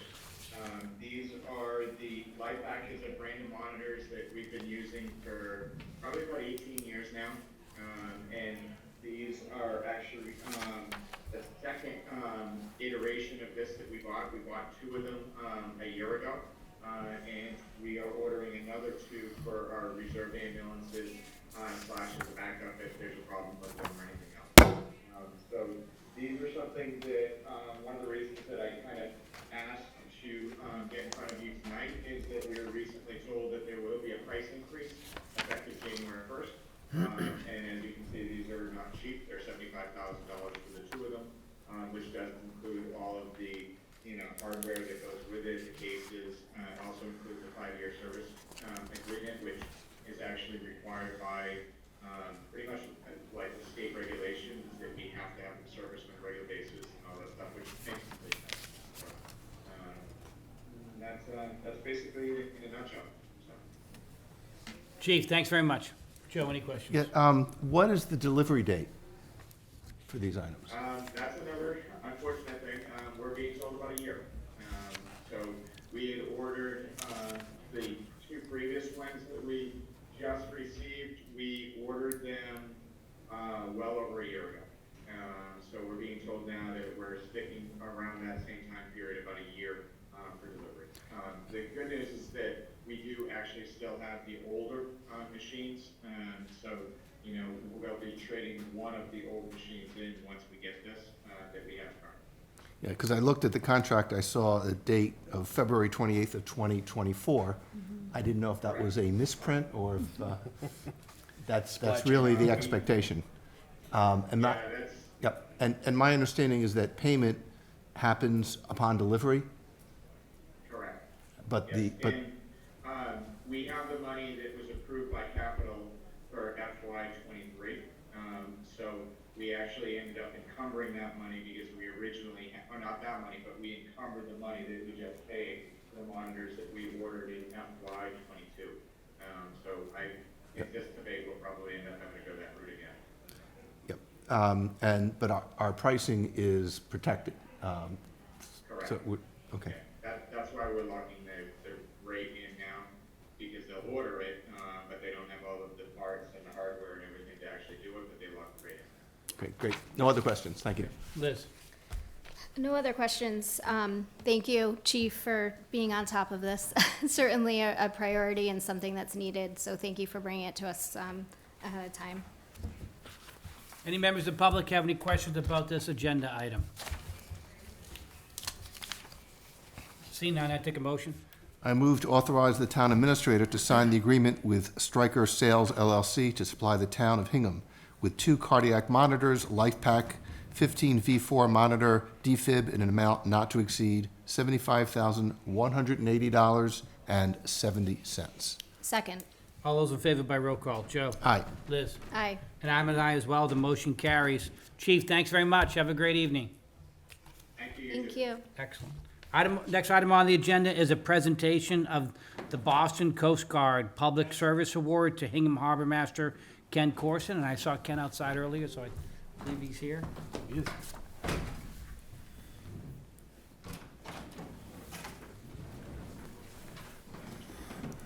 on in. Great. Good you recommend we present this? Where's the best spot for people to? If you want to sit maybe on the side over there, that'd be great, yeah. Where would you like us to present from? You can, ma'am, you can come up to the table if you want to read, when you want to read the citation, or you can come in front of us and present it to Ken. Why don't you do that, that way you can get on television if you come up, maybe come up to the podium and you can read the citation there, ma'am, and then you can kind of come out in front of the thing. So, you can speak from the podium if you'd like, so we can get you on television, and you can do the presentation right in front of us, right? So, Tell us where you'd like us to stand. We'll make sure of your- right there is great, the television is right there, so right in front of us is perfect. So we do have with us this evening, Captain, is it Kaylee Benson, who's the commander of the Coast Guard Port of Boston. We also have with us Phil Smith and Ron Catadell. Catadell, yeah. Oh, sorry, Cattle of the U.S. Coast Guard. So thank you all for being here this evening, and I guess I'll turn it over to you, sir, to read the presentation. Thank you so much, Mr. Ramsey. Okay, it's a Meritorious Public Service Award to Ken Corson, Hingham Harbor Master. On behalf of the Commandant of the United States Coast Guard, I take great pleasure. Actually, why don't you turn around so we can face the television? There you go. Perfect. Even better. On behalf of the Commandant of the United States Coast Guard, I take great pleasure in presenting the Coast Guard Meritorious Public Service Award to Mr. Ken Corson, Hingham Harbor Master, for commendable public service and significant contributions in support of Coast Guard missions from January 2015 to December 2021.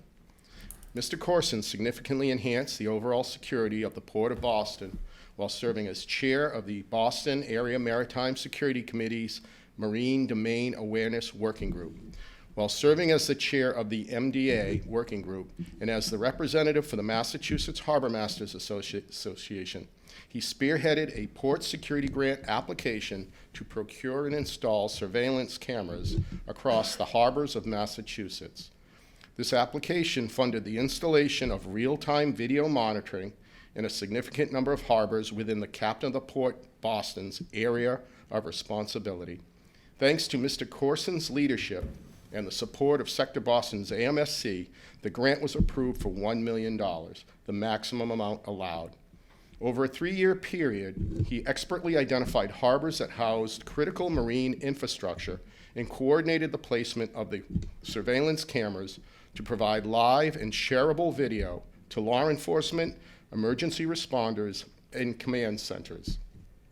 Furthermore, Mr. Corson worked closely with the selected contractor over the course of the grant's performance period to coordinate the required environmental permitting and compliance efforts with state and federal procurement rules. This momentous task involved the dedication of countless hours far beyond his normal harbor master responsibilities.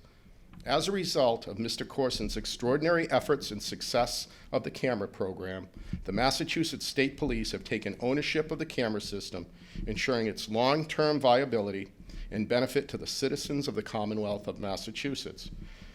Mr. Corson's actions are most heartily commended by the United States Coast Guard and are in keeping with the highest traditions of public service. Normally, this is what we do. Captain?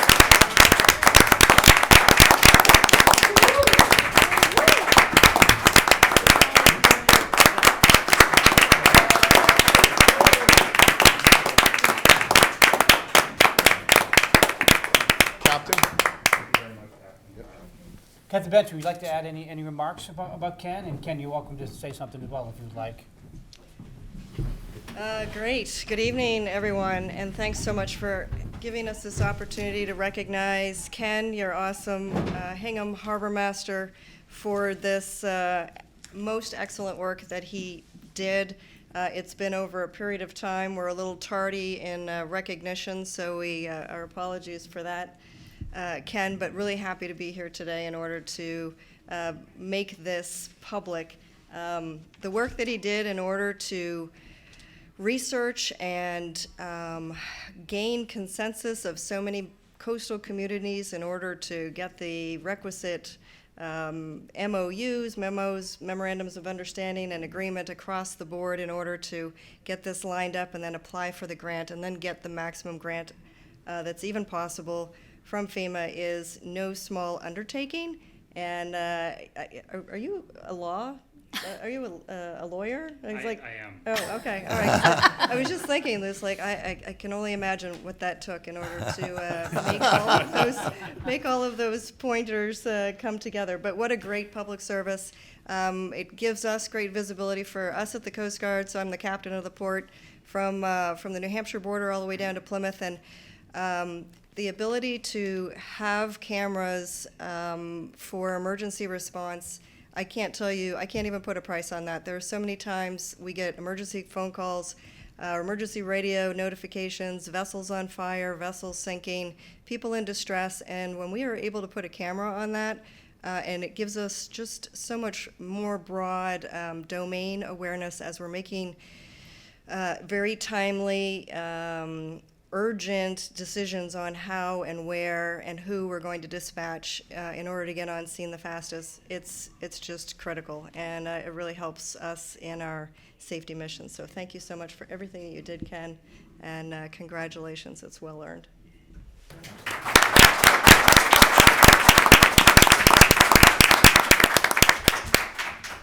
Wow. Thank you very much, Captain Benson.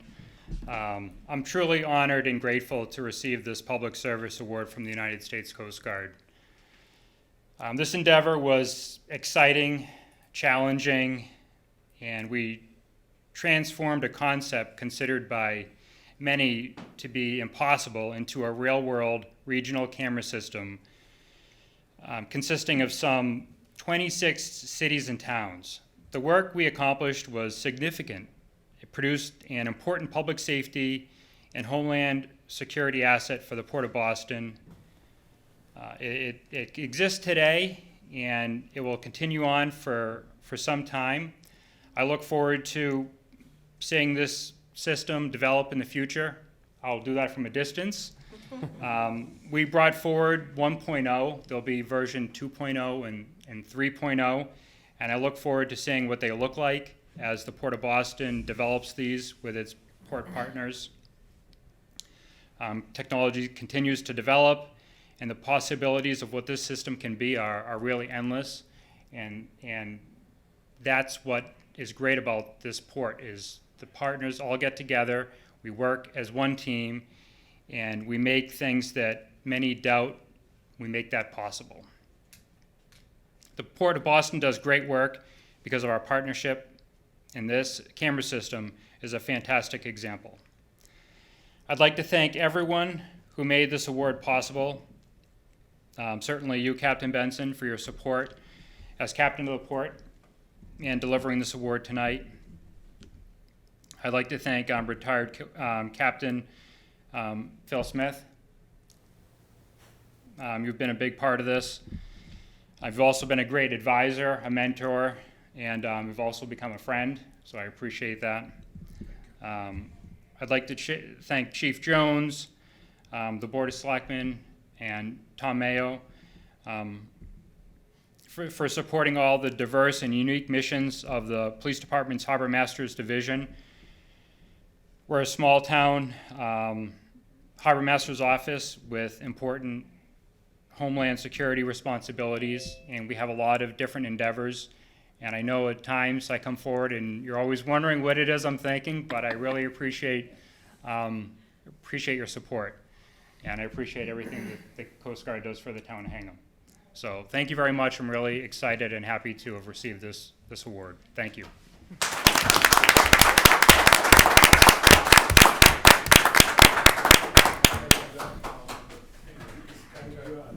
So I would just briefly add, first of all, Captain Benson, thank you and your team for coming down this evening to present this award to Ken. And, Ken, you and I got to work on a couple of issues together this past year. And I was just so impressed by your dedication. I know a couple of times you and I would talk at, 9 o'clock in the evening, sometimes at 7 o'clock in the morning about, a particular issue. We were trying to work together on it. And we're so lucky to have you doing what you do, and just so impressed about your knowledge of the harbor and your dedication to the job. So thank you so much, and I can't think of an individual who deserves this award more than you, so congratulations. Yeah. So I think the Coast Guard should know that the town is proud of our harbor master, but we're not surprised by this because he constantly delivers for us, and so, thank you. This? Yes, congratulations, Ken. This is a tremendous honor. But as Joe said, it's not terribly surprising. You always go above and beyond. Yes. Your dedication and professionalism are unmatched, so thank you. And thank you for being here and sharing this with us. Our pleasure. Thank you very much. Congratulations.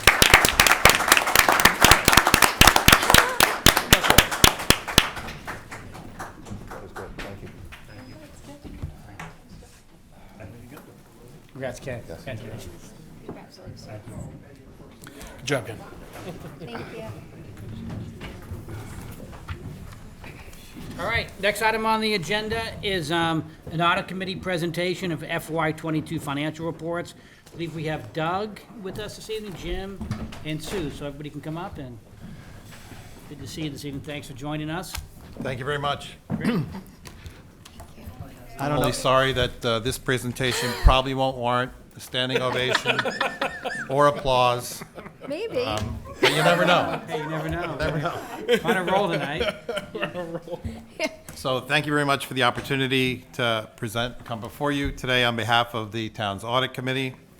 The committee members, in addition to myself, Doug Farrington, Leonetta Scapini, Katie Goslin, and Andrew Sanders have comprised our committee. And again, as you said earlier, with me tonight, Jim Piotrowski from our audit firm and Sue Nickerson, our town accountant.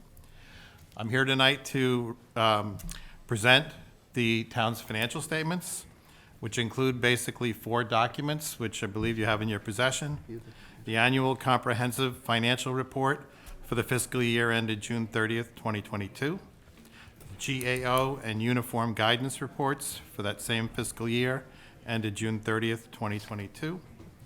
The Town of Hingham Specific Element Report, which is the Contributory Retirement System Pension Plan Schedules for the calendar year ended December 31st, 2021. And finally, the Town of Hingham's Management Letter for the year ended June 30th, 2022, discussing internal controls, ongoing status of previously reported items, and a review of the upcoming regulatory changes. Within those reports, you will find essentially 3 key findings.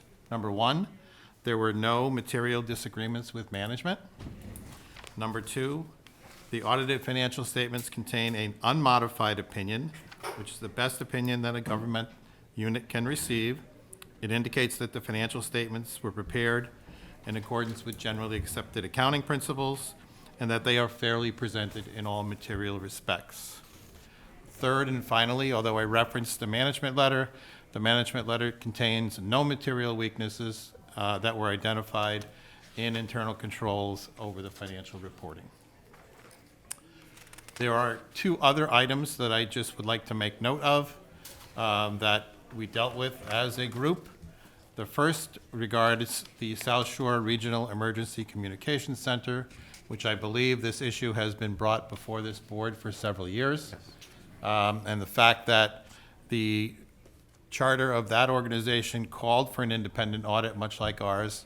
And I think as a result of the work of the committee over a number of years, we are finally in a position where I believe that an independent auditor has been hired to issue such a report on a prospective basis. So I think, again, whether proud is the right word or not, but I think we helped the town get to the right answer because I think that was an important issue that needed to be dealt with. The second key point that I'd like to make is just a congratulation really to Sue and the team. The town received the Certificate of Achievement for Excellence in Financial Reporting by the GFOA for the fiscal year 2021, ACFR, and this is the 26th year in a row that has been obtained. So I think that's impressive, something that the town should be proud of, and a lot of work goes into making that happen. So with that, I believe you have the reports. I'm happy to entertain any questions. I know I was asked to be brief, so I tried to do that. Great. Doug, thank you very much. Jim or Sue, would you like to add anything to Doug's presentation? Sure, I'll say just a few words here. Again, my name is Jim Petrowski. I'm a principal with CLA. I've served the town, this is my 5th year, be it the first year in a principal capacity signing the report. I do just want to express my appreciation throughout the process for Sue Nickerson and her team, as well as Lori Magner, the treasurer, as well as Aisha Opong over at the school department. Just those 3 teams, as well as everybody we worked with at Town Hall, really made it a smooth audit process once again this year. They've been very collaborative throughout the year, so we really appreciate everybody's time and effort and helping our audit run smoothly. I also want to express my appreciation for Doug, as well as the rest of the audit committee, the very collaborative group, help us really design our audit process and make it all more better to help better serve the town. We look forward to seeing the town's submission to the GFOA receive another Certificate of Excellence in Financial Reporting for year 27. So thank you. Jim, thanks very much. Sue, anything to add? Actually, I was just going to echo that. We're waiting for the 27th, and I want to thank CLA, especially Jim, and the audit committee. They've been nothing but cooperative, and every department. We wouldn't get this without all of you and all of them. So thank you very much. Great. Well, my appreciation to you, Doug, for leading the audit committee. Really appreciate the work you do, and congratulations, Sue, Lori, and Aisha on the great results here, which is fantastic. My only question really is to Tom, where are we with the audit for the Shrek? Doug talked about it a little bit, but I know that comes up every year. Yeah. So where are we with that? So the audit firm has been hired and they're starting January 30th. January 30th. Great, excellent, good. I knew it was coming up. It'd be good to get that squared Yeah, away. the Shrek board is excited to get that work done. So Good. I met with them several times. Fantastic. Joe, any questions? Well, first, just repeating your congratulations. Our team works very hard on this, and my understanding is the team includes the school department as well. So congratulations to all who participated. I did have a question about the management letter, specifically the recommendation that the town update its information technology policies and procedures. I'd like to know where we are on that in terms of implementing this recommendation. I know our IT manager, Bill Hardigan, is currently working on updating everything. Each year, this comes, every year there are new and innovative ways, and IT is on top of it. The specific recommendation to ensure that an external penetration test is performed at least semi-annually. Are we making that happen? I believe so. I can't speak for Bill. Okay. I should have asked him to come, but That's the one specific recommendation that stands out. I just want to make sure that That's right. we're on top of it. He is fully aware of this. Yep.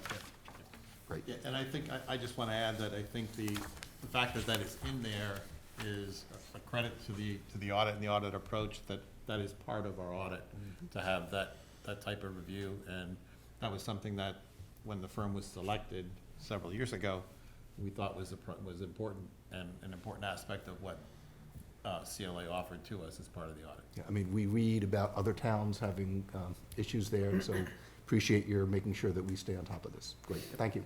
No other questions? Liz? Excellent, thank you. Well, great work, and it is worth celebrating, so nice job.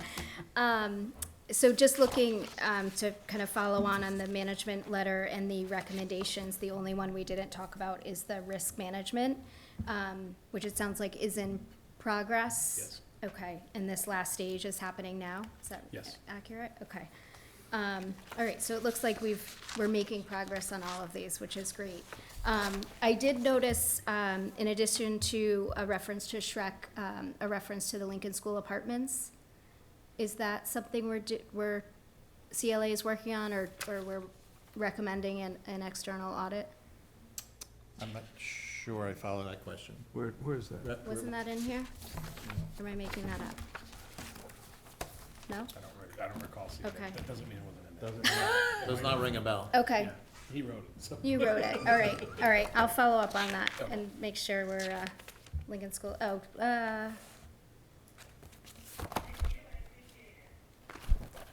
well, this references HMLP and LSA. Okay. It looks like that specific page you're looking at, it's just describing the opinion units we're auditing on. Lincoln Apartments issues a separate financial report that we express Okay. an opinion on. So it's basically outlining what our audit scope is. So Okay, it- got it. But it's nothing new.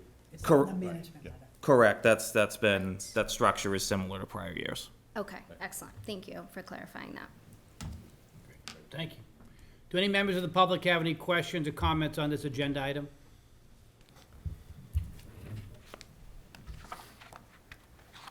All right, seeing none. Standing ovation. A motion. Yeah. we need a standing I'm sorry, before you go, we do make a motion, we got to adopt. Oh, sorry. So, Okay. with that, I would accept a motion. I'll make a motion to accept the fiscal year 2022 financial statements and management letter as submitted. Second. All those in favor by roll call, Liz? Aye. Joe? Aye. And I'm an aye as well, the motion carries. Thanks very much, have a great evening. Excellent. Thank you. Great job.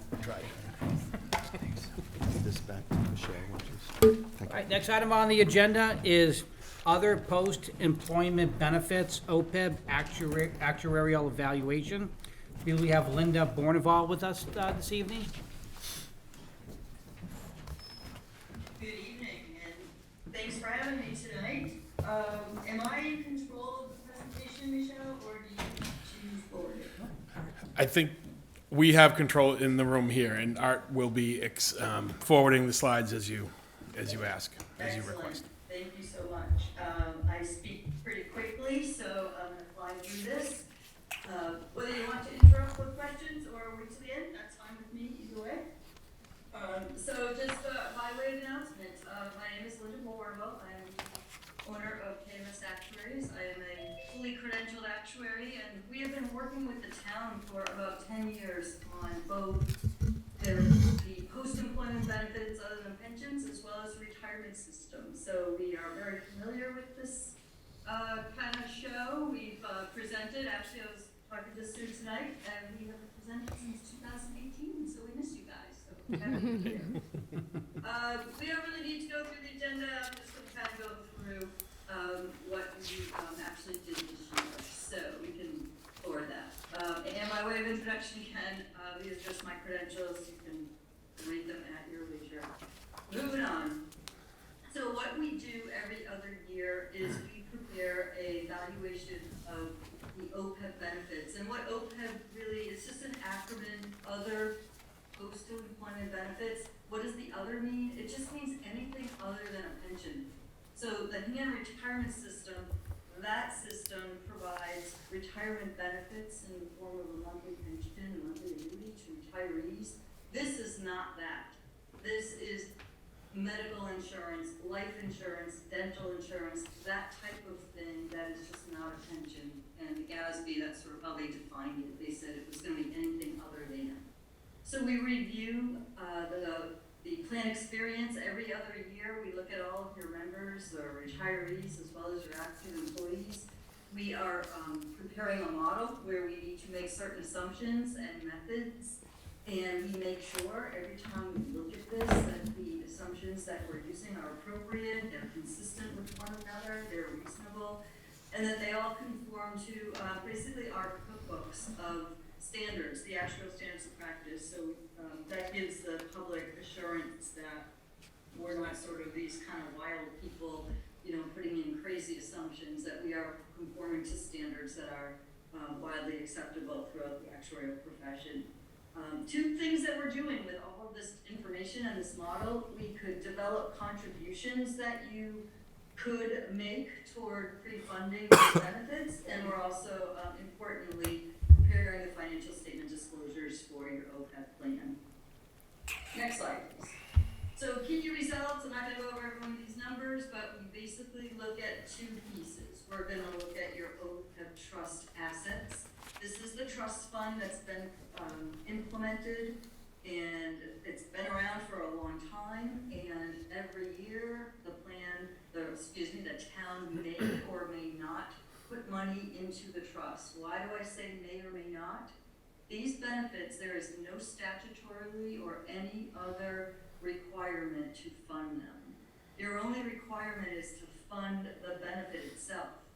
Certain portions of the of the premium that's due by retirees or the town, that premium is split between retiree and town. That's really the requirement, is that the town will fund that portion of the premium. you don't really need to put aside any more assets. But since I believe it was 2018 with health reform in Massachusetts, they kind of opened up a statute that said you could adopt an OPEB trust. I believe the town's trust was in place well before that. So these are the trust funds that are set aside to earn investment return and pay for some of these benefits. As of June 30, 2022, the last time we reviewed this and measured it, you had about $23.5 million of assets. We look at this on a year-by-year basis, as you all probably know. June 30, 2022 was not exactly the rosiest point in time for taking a snapshot or anything with reasonable equity exposure. The rate of return on those assets over the year was about a -4%. So we're looking at that every year. And then we're also looking at the total liability. And that just means in our model, we've got everybody in there. What do we think is due in future promises to all of your future and current retirees? And that bottom line and balance B, that's almost $90 million of liability. So you got $90 million in liabilities, the promises that have been made. You've got $24 million or so assets set aside. We're looking at about a 26% funded. Don't be too alarmed by that. Again, there is no statute requirement to fund these things, and that's actually a pretty decent rate, decent funded status throughout the Commonwealth. There are many zeros. There are many, under 1%. There are several at 10%. So this isn't really too bad. PARAC actually compiles information throughout the entire Commonwealth and prepares a report on where all the cities and towns kind of land. And this is, you guys are probably closer to the top of the list than the bottom. Next slide, please. There's just a chart describing exactly what I just said. You've got a liability, you've got assets that offset that liability, so it's the unfunded, right, or the net OPEB liability that everyone kind of always talks about. That's going to be the pale blue bar. Liabilities did not change much from the 2021 measurement to 2022. The assets kind of, stayed pretty flat. There wasn't too much excitement that happened between those 2 years. But you can see from the beginning of when we started measuring for this particular accounting standard, there's been some progress, and that's kind of what you want to see. The plan or the town does have somewhat of a funding policy, not strict adherence to a certain date, date certain of when you'll be 100% funded.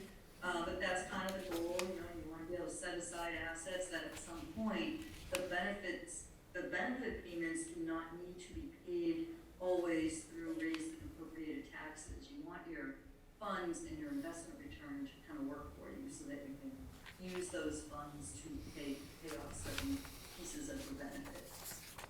Next slide, please. Okay, so basically OPEB trust basics, all right? The purpose of the trust, accumulate assets to pre-fund the liabilities. When somebody actually pre-funds into the trust, they're contributing over and beyond what you need to actually pay this year's benefits. So $24 million later, there's been a lot of pre-funding going on to accumulate to that amount.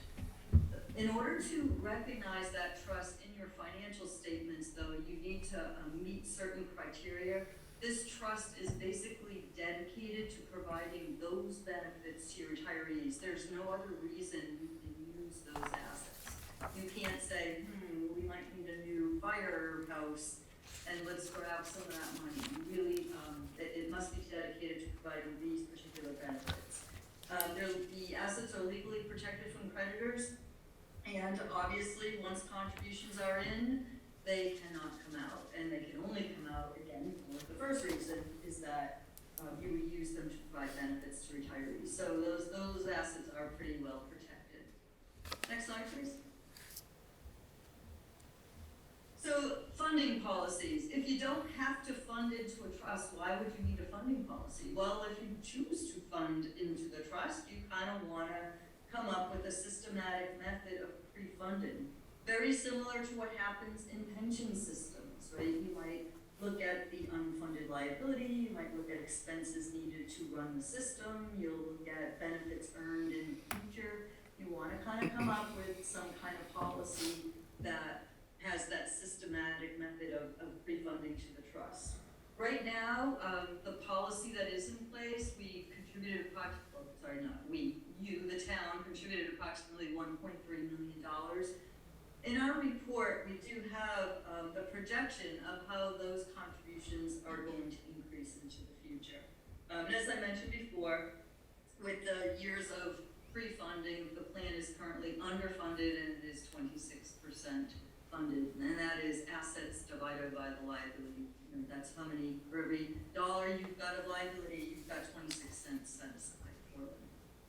Next slide, please. So it's just a very basic schematic of what our model is. We look at all the employees, because those employees are going to become retirees at some point, possibly, and all of the retiree data. The data consists of what medical plan you've elected, are you covering a spouse, are you male, are you female, when were you born, all those things that allow us to project the data into the future to try to figure out what we think are going to be paid on a year-by-year basis. We ask you for what is it you're offering, what plan of benefits are you offering, which health insurance premiums are you charging, and how much is the retiree going to pay toward those? We also select actuarial assumptions to project all of these benefit payments into the future, and we kind of put all that into the mixer, and we, voila, come actuarial results. Those results are used to develop your funding for the funding policy and the accounting disclosures. Next slide, please.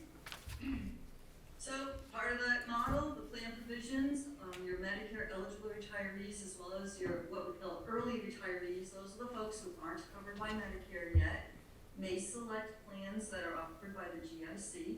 Again, the cost of the plans, they're shared between the town and retirees. There are a few other funky things that are over and beyond just a medical plan.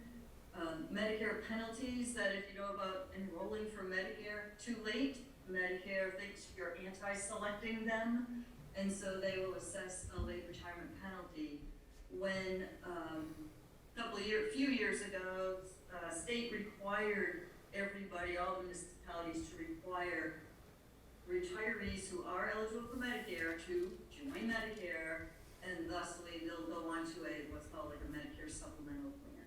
Because that was at a point in time change, there probably were some retirees who were already beyond 65, so they were going to get that late enrollment penalty assessed. That's considered OPEB if the town reimburses for that. There's dental insurance. The dental insurance, however, the retirees pay 100% of the premiums, so they don't create any liability.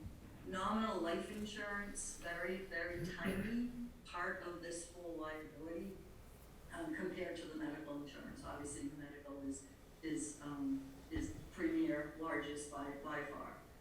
All these plan details go on for a few pages in our evaluation report and our summary of plan provisions. So that's the standard plan that the town provides. Now we need to select some assumptions. We need to select both demographic and economic assumptions. The demographic assumptions, those are we're gonna use to project those payments in the future. How long are people gonna live? Well, we need to then know what kind of mortality rates should we apply to retirees. Pre-retirement decrements, just a fancy word for what happens before you retire. What could happen? It's all about contingencies. You could die. You could terminate employment and never retire, or you could retire. Those are the pretty much three major things. Or you could become disabled. Once you retire, are you actually even going to join this plan? And if you do, are you going to cover a spouse? So all of those kinds of things we think about in terms of the model. The other, the economic components, these are the two most important assumptions that we use. The discount rate, once we project all of the benefits in the future, how do we get them back to the present? And healthcare trend rates, of course, health insurance changes annually. We know it goes up pretty much, daily. We need to come up with an assumption on how we think these medical costs are going to change into the future, because our model runs a long, long time. We might have a 25-year-old, an active employee, and we need to figure out what payments he may at some point get when he retires and then for the rest of his life. So we could be talking about an 80 or 90-year model here. Next slide, please. So the most important piece of what we do, we are preparing information for your financial statements. Those are both balance sheet and expense reports.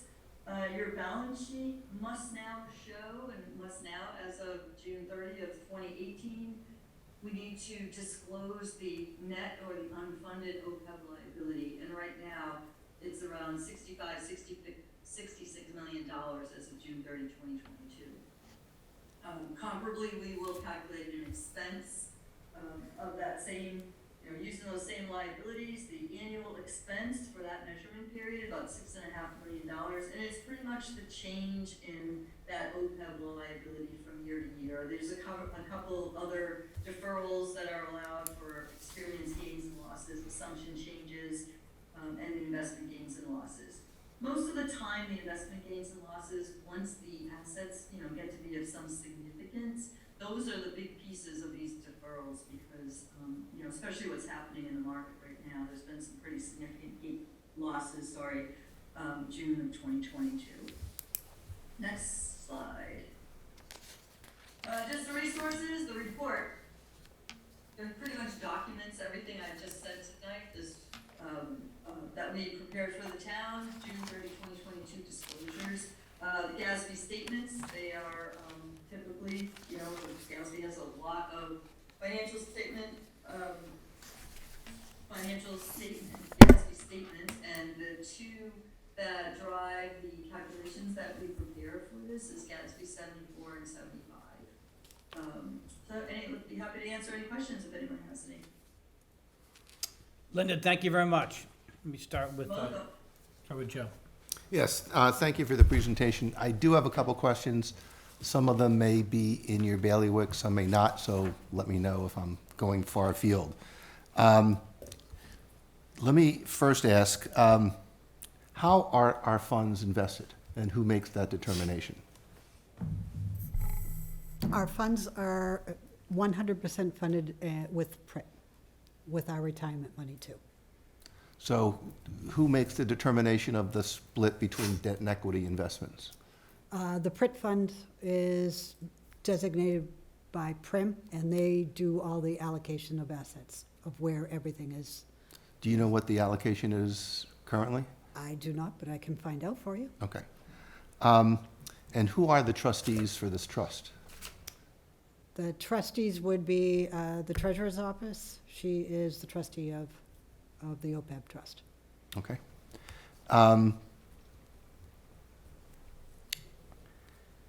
The liabilities that are listed here, the 89 million, so am I correct that that's a projection? That's not a fixed number. That's basically your assessment as to what the liabilities will be. Is that correct, Linda? Yeah, that's a good question. So we measure this, I want to say, wholly, with new data and new everything every other year. These assumptions are just that, right? We are 100% certain that these assumptions are not going to be met in full. Sure. Right? We don't know when people are really going to die, but we're going to make our best guess as to how long people will live and how long they'll be eligible to receive this benefit. We really don't know what health insurance is going to do 10 years from now. So it really is a model. And every time we do evaluation though, and we come up with a new set of liabilities, we kind of dig through and we find out why did we expect 90 million in liabilities, but we're only at 85 million, something Sure. like that. So we're going to go through that change and try to identify what we think might happen. For example, we're expecting a certain return on the assets. If the assets don't return that return, we're going to have a gain or a loss, right? People living longer than we first anticipated. If that happens, those are going to create losses. So we do develop these liabilities, we reassess every single year, and there is going to be some gains and losses, and some shifts over. I mean, there could even be benefit changes that, maybe at some point the GIC might not be where you procure your insurance, so that could be a huge, but we also know the GIC rates that are gonna be effective next year are not the ones in place right now. Right, So so, there's always things that are going to be changing, right, but, that create a different liability. but when we look at assets versus liabilities, we have an assets which is a fixed number. We really do know what's invested. And we're looking at liabilities, which is really a projected number. So it's not that we're not comparing certainty versus certainty, we're comparing certainty, namely, we know what our assets are, and we're looking at how its ability to fund projected liabilities. Is that correct? Yeah, we're projecting out these benefit payments and discounting back to the current, so that gives us sort of, what we would think is our balance today, if you will, and we compare that to the balance of what is in the trust right now. And so again, I'm glad you said it. So the liability basically is your forecast over the future each year of liability, of expenditures, and then you've taken essentially each year's projected expenditures and discounted it back to present value for the current year that you're valuing. Exactly right. Right, okay. You said it exactly right. And the interest rate that you are using to discount, did you give that to us, or is that included in your analysis? Sorry, that is an assumption that we make, and I might not have mentioned it, so let me mention it. It's right now at 6.6%. Now, as Sue mentioned, the trust is invested in the PRIT fund. The PRIT fund has investment consultants, NEPC, who review the huge portfolio, right? The whole PRIT billions of dollars portfolio, and they actually come up with their estimated long-term rate of return every year. They're a teeny bit higher. I think they were at 6.8 when we did this report. So that is our expectation for future, for how we think that portfolio is going to return. Right, but in terms of your discount rate, so if you use a lower discount rate than appropriate, it will then inflate the projected liabilities. Exactly, yes. Um, So one Yep. of the GASB requirements is in developing this discount rate, and our report has an entire appendix on the process that we go through. So the process says, if you have a trust and you can fund benefits in year one, I get to discount year one benefit payments with the trust return. Year two, do I still think I'm gonna have assets? And I keep doing that every single year, and I keep kind of comparing, what do I need for assets in terms of needing benefit payments paid? Can I do it? Can I, every year, can I discount using that long-term rate of return? And we, for you guys, have determined that yes, you will never run out of money, so therefore we can always use this, what we call the long-term rate of return. If there were no assets set aside, this is on the complete opposite end of the spectrum, no assets set aside, no future plan to put any assets in a trust, you would have to discount at a high-quality municipal bond rate. And that currently is at about 3.5, I should say currently, at June 30, 2022, it was 3.54. So the difference in a discount of 3.54 versus 6.6 would probably be more than doubling. Right, so our liability would almost double as a result. Yep, Yes. okay, great. No other questions, thank you. Thank you, you're welcome. Thank you, Linda, for the presentation. This was really helpful. Just one question. You talked about the annual contributions, approximately 1.3 million. Do you have a recommendation of changing that, or what are your thoughts on that approach? Well, good question. We actually have broached the subject. We haven't gotten there yet. We have done a kind of a funding policy. We haven't revisited it. It really is a town decision. It's a local decision on what you're going to set aside. But there's a lot of ways to kind of get to that endpoint, but the question has to be like, what is the endpoint? Some communities say like they're not interested in funding to 100% of this liability. Others say yes, give us an actuarially determined contribution. We had done an actuarially determined contribution in the past, and I think the town's policy is to implement that and add an additional $250,000 a year. Our report does have a projection model that, again, allows you to, that's the goal, to fully discount using a full long-term rate of return. In other words, your assets are doing everything they can for you. That's the goal, to let that happen. So, there are a lot of different funding policies. We can look at many of them. A popular thing that has been looked at lately, if you're following what's going on with retirement systems, statute, those are statutorily required. You can't not fund your pension. Statute under Chapter 32 says you must have those pensions fully funded by 2040. Hingham actually is scheduled to fully fund by 2033. So a lot of communities are saying, well, and fully funded, by the way, in retirement doesn't necessarily mean your contributions go to zero, but a pretty significant chunk of it goes away. And for you guys, it's about $7.6 million projected out in 2033 to go away the following year. So some people say, well, OPEB is kind of like the next benefit to fund. So let's have our model be something kind of modest until then, and then in that year, 2034, we can divert some, all, a portion, whatever. You might say 50% of that 7.6 million to go in. So there's a lot of different things that can be looked at in terms of getting, at fully funded. Again, we have a ways to go. It's 26% funded at this point.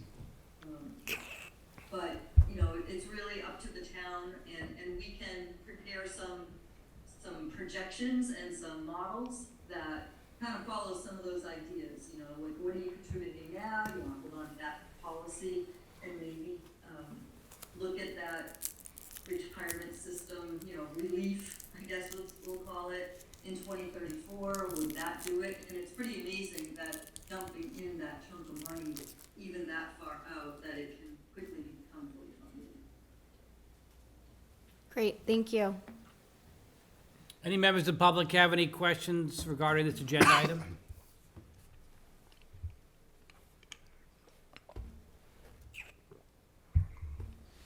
All right, seeing none. Linda, thank you very much for the presentation this evening. You're quite welcome. Thank you, Have a Linda. good night. Thank you. Thank you. All right, next item on the agenda is a naming bylaw committee update. We have Committee Chair Phil Edmondson with us this evening. Phil, welcome.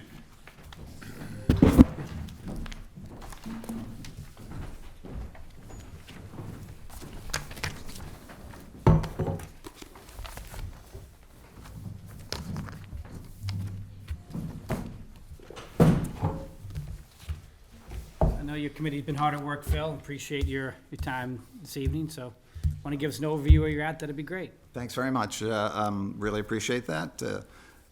My name is Phil Edmondson, 55 Cottage Street. I'm the chair of the Hingham Naming Bylaw Committee. And the Board of Selectmen, or the Select Board, it might have been the Board of Selectmen at the time, have charged us with reviewing the present naming of public buildings and public lands bylaw.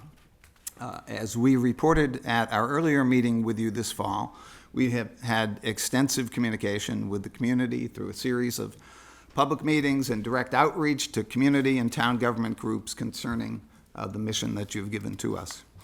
Community groups tell us that the bylaw may be blocking efforts to enlist private investment in town assets. In particular, we've heard from sports groups suggesting that a revised bylaw would encourage more community financial support for small to moderate-sized projects that would benefit the town. Limitations, or perceived limitations, on naming for corporations, trusts, and living persons, along with the complication of town meeting approval for small matters, lead the list of concerns. We also reported to you that, based on our research, the present bylaw is more restrictive than most similar bylaws of the towns that we often compare ourselves to. And in fact, many towns, most of those towns, have no naming bylaw at all. At our last meeting with you, we discussed whether to take a surgical approach to the bylaw focused on sports or a more comprehensive overhaul. We heard at least two of you ask us for a more comprehensive review. Tonight, we're prepared to share our modest but comprehensive recommendations with you. And I would like you to know that through the help of Tom Mayo, an early draft of our work was discussed with Town Council. So we've had some benefit there, which has been very, very helpful and much appreciated. With that in mind, we're pleased to present a draft bylaw for discussion with you this evening. We have not voted to recommend this bylaw yet. We're looking for your further input. The major changes compared to the present bylaw number about 6, and I'm going to tell you about each of those, and feel free to interrupt me after any of the 6 points, but if I don't hear immediate questions, I will just go through those 6 points that the committee feels are most significant. First, the preamble has been changed. The preamble in its original state was restricted more to suggest recognition of local figures, and we have added a broader wording there, encouraging broader thinking. The second thing is we have removed the limitation for commercial enterprises as well as the limitation for living persons, but we have retained an implied limitation of naming for current town employees. Third, we have coordinated the materiality clause of public buildings with the language presently used for public land. In this way, a small building on a parcel with many large buildings, let's say a snack shack at the high school, wouldn't require the town meeting process for naming approval. So each section, the section on public lands and public buildings, would have a 25% materiality clause that would, under which an item would not be required to go to town meeting. Fourth, we have elevated any committees relevant to a naming process to the same status as the Hingham Historical Commission in the present bylaw. So in the present bylaw, the Hingham Historical Commission is called out for any items for their advice. We think that that's not a bad idea, but depending upon the item in question, there may be one or more boards or committees that have a relevant stake and that we would like to see participate in any naming process. Fifth, we have amended language in 2 places from duly advertised to widely advertised in order to stress more community engagement. We recognize that this is a subjective use of language, and we did discuss it with Town Council. We don't have any particular distinction in mind, but as the ability of the town to communicate with citizens increases, and certainly under your leadership and the leadership, I think, of the last decade, the town, I think, continues to do a better and better job communicating with citizens. We think this is the sort of item that people would hate to miss about, that they want to know about this one. And lastly, we are recommending that each relevant body, including the Select Board, would be required to have its own policy statement under the bylaw. So something from you suggesting how your board approaches the question of naming. Should you instruct us now or later at any point in time, we will draft a sample policy statement for the Select Board's consideration. I do think it's important, if you agree this is helpful to the town, because I'm sure other town boards and committees will look to the Select Board for compliance and ideas. And we've spent a lot of time on this question, but we didn't want to get ahead of ourselves. So, happy to answer your questions, and really interested to hear your feedback. Great. Well, Phil, thank you very much. I know that your committee worked very hard to put something together, and appreciate all the efforts you put forth into this one. Thank you. Could you talk a little bit more about the item 3, the 25% materiality clause, and Yeah. how that works? So right now, the language in the bylaw says that if you want to name on public lands some subset of that land that is more than 25% of the total land, then that would require town meeting approval. However, if it's something less than 25%, then it does not require it. So it's a materiality provision, so that, if you're talking about putting up a sign in a little parking lot of a large parcel that's been put under conservation, that doesn't feel like the sort of thing that needs to go to town meeting. It still needs a process within the relevant committees and boards, but it seemed like a thoughtful approach. On the other hand, as I mentioned in the example of the snack shack at the high school, a small snack shack at the football stadium named for, Best Chevrolet is probably not the sort of thing that people want to be debating at town meeting, or at least that was our sense. Yeah. And yet, if it was, that same snack shack on the otherwise unoccupied Governor Long Bird Sanctuary, it might be something very different. So we changed the language with help from town council to say that the process of going to town meeting would be required if the building itself represented more than 25% of the overall square footage of the buildings in this case. So we were thinking this through very much with the input we had from some of the sports groups around projects in town. So, for example, many of you may be aware of the wellness center that's being discussed at the high school. So this is an existing building. In comparison to the high school, it's really quite a small building. It's a couple of thousand square feet. And for sports organizations or community organizations to be able to go out and raise money from individual donors or companies in the community seemed like a positive thing to do for the community and a way to control the costs for the taxpayer and the citizens of the town. And in comparison to the overall high school and the size of it, it didn't seem like the thing that would arise. So we tried to use that same thinking that the original authors of the bylaw had for the public lands and applied it to public buildings. Excellent, thank you. Liz, you want to start off? Sure. Thank you, Phil. I know a tremendous amount of work has gone into this, and it feels like this is one of those topics that the more you get into it, more questions come up. So I know there's been a lot of thought put into this. I was just looking back at kind of the original charge and thinking about, some of the questions that we talked about even in the fall. So I know you mentioned, naming for living people or families, commercial. Did you do any, or did you intentionally leave this out, I guess is my question. One of the things that we had talked about was funding levels associated with naming. Yeah, so we did a lot of homework about that. Certainly first within the municipal sphere, where we found almost nothing. Mm-hmm. That is, we didn't find anybody in the municipal world who was defining naming thresholds on the basis of you have to give us at least 50% of the cost of the building. All these things that sound kind of logical to me mm-hmm. and to our committee.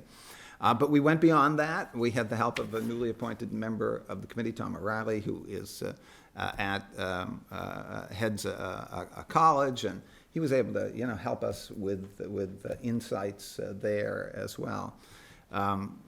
So I guess at the end of the day, we were unable to come up with rules that could apply all the way from the little snack shack to the town swimming pool at the country club, and instead felt that the process whereby by making sure that the process for the relevant committees and boards was more robust would allow that kind of thinking to be brought forward.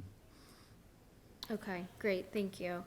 And when you talk about, this, as an example, the select board establishing standards and other boards and committees doing that as well, are you suggesting that they have different standards, or we're all adopting the same?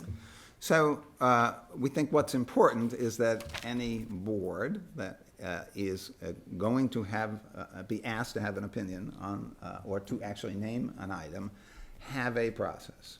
And that process is described in the policy statement. Again, the idea that we could dictate the terms of that in a bylaw seemed to be an overreach.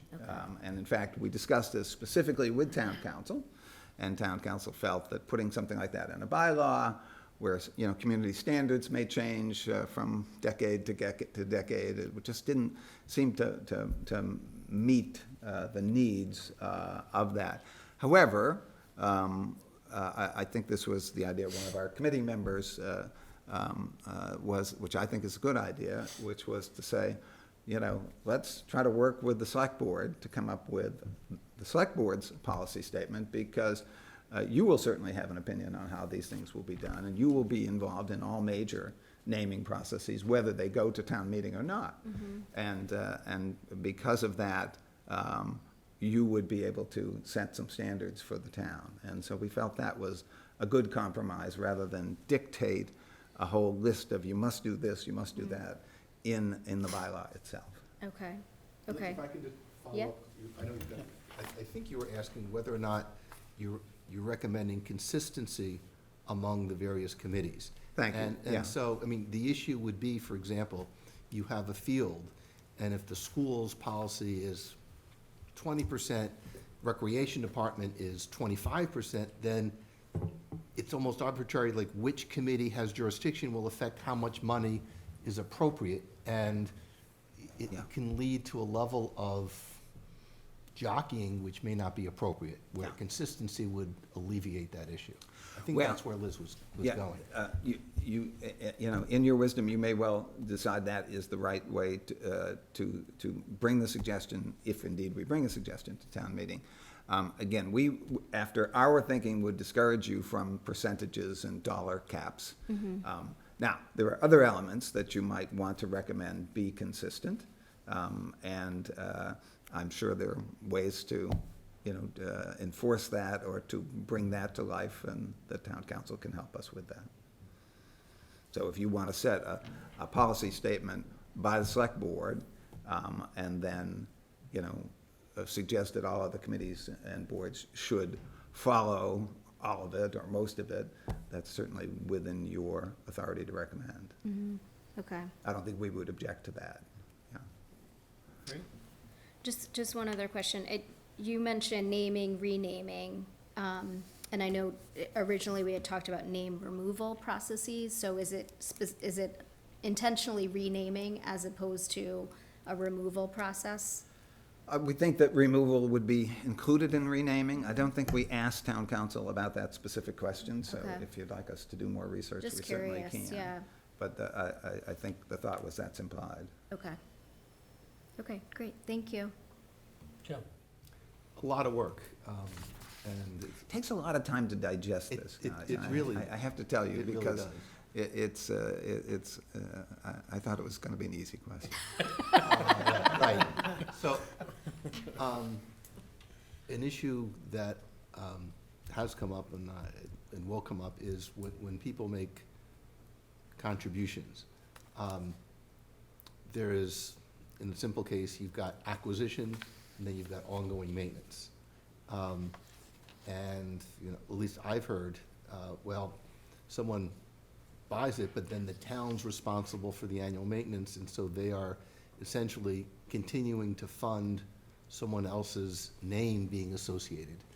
Did you have any recommendation on how those sorts of issues should be addressed? And we discussed this at length.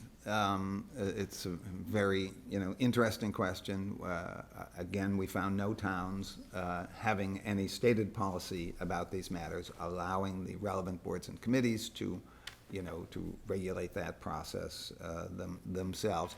We did find in the, I'll call it the private sector, but in fact, we're talking mostly about not-for-profits and colleges and universities and hospitals are quite sophisticated about these things and have any number of rules.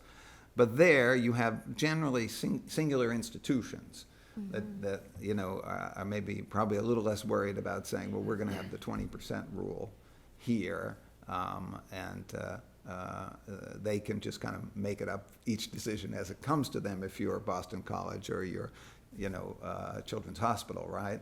It's a lot easier. You don't have to be consistent. Here, again, we looked at the possibility of trying to put down more markers and to encourage consistency. And then we asked ourselves, you know, are there really that many of these situations that come up? Are we overthinking the question? And in a lot of cases, at first, we wanted to put those rules into our recommendation to you. And then collectively, we kind of took a step back and said, you know what? I think we're going to create more problems, and we're going to discourage the community groups who are asking us for help to help the town. And so it's very much a judgment call. How prevalent is naming in other communities? Oh, it's very prevalent, and you know, and in some cases, I think we heard a story recently. I believe this was in Weymouth or a nearby community, where you know they had a new school to name, and the school administration just decided to have a contest and let all the fifth graders write essays, and they chose I'm not sure who, chose the best answer for that.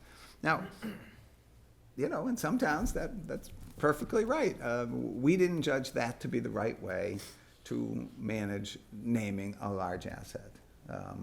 So yeah, there's a lot of different approaches, and almost everybody is much less strict than us. I just get the sense that it's in many ways ad hoc, and that it's done case by case without a real set of rules, and that it works because it's not so prevalent, and that there may be reasons not to have the rules to accommodate each local concern. Thank you. That's really how we concluded this, but we didn't want to come in and just recommend, well, scrap the bylaw, darn it. And we didn't feel that way. But we wanted, I think at the crux of this, even though it doesn't sound as important, is this policy statement. This idea that you set out at kind of a high level, starting with the select board, you know, what's the guiding light here? What's the North Star? And then the community has that kind of direction and will benefit from that.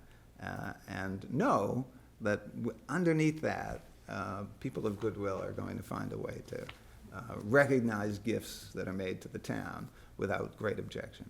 Yeah, I mean, I think one of our guiding lights, at least for me, is to send out a signal that we do welcome private contributions, and that we're not looking to create a bureaucratic morass that inhibits it, and that we're working on a way to make it happen so that the community and the town benefits. And that's where we're at, I think. It's very helpful feedback. Thank you. Any members of the public have any questions or comments on this agenda item?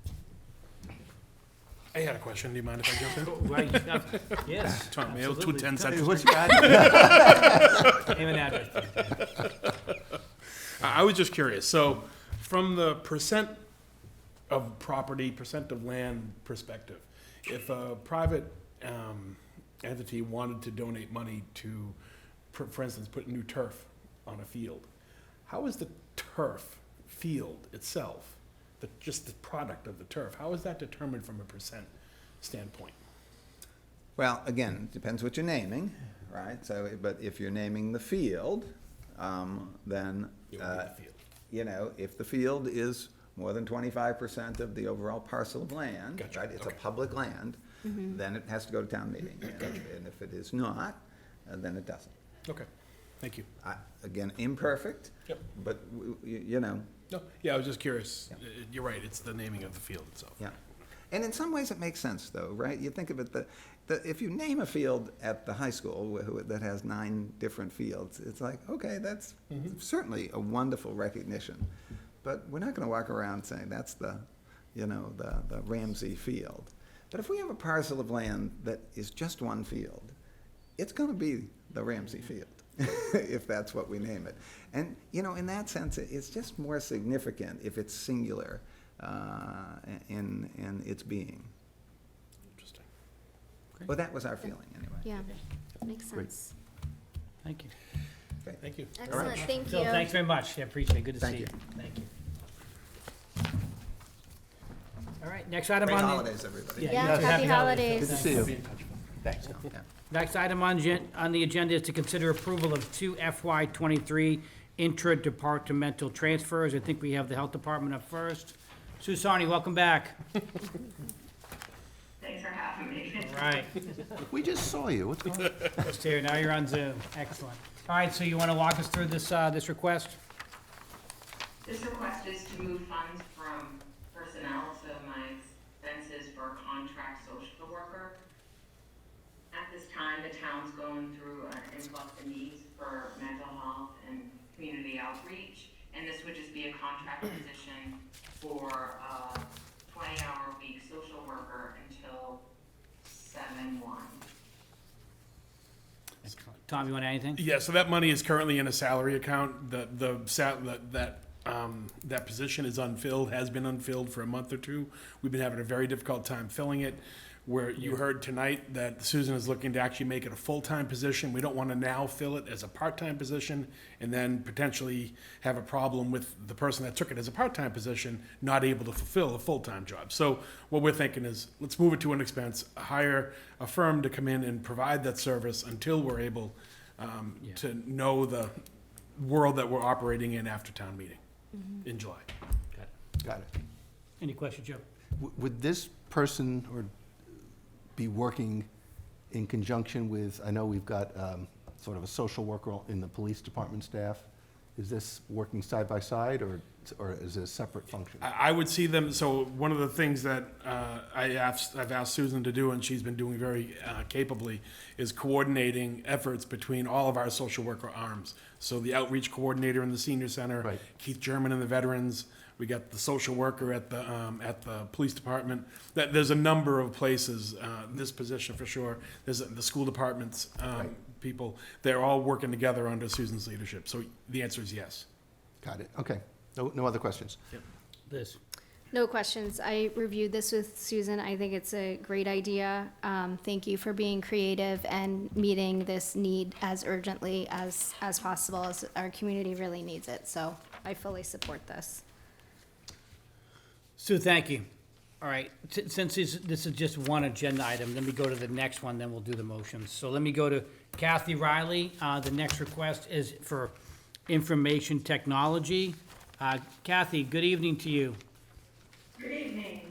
What I'm gonna have you talk us through this request. I think we're gonna see a quick video too, but why don't you go ahead and tell us about the request first, Kathy? Okay. As I think the board knows, I started 2 years ago in November and came to create a procurement office that would establish procurement procedures and policies and structure, and as well as to obviously conduct procurements and make sure everybody was doing things the right way.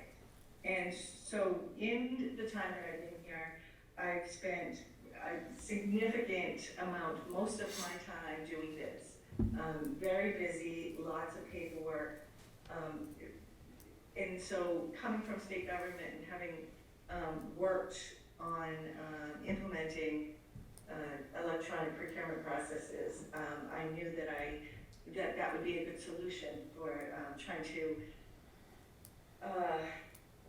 make things more streamlined, get data that we don't currently have, because there really isn't anything automated other than we are able to post bids electronically on the website. So I, over the course of the last 18 months, have been looking at various, there's a ton of all different kinds of procurement and contract management software. However, I really tried to focus on ones that had done government in particular, and I looked at application called Bonfire. I looked at Workday. and I also looked at OpenGov.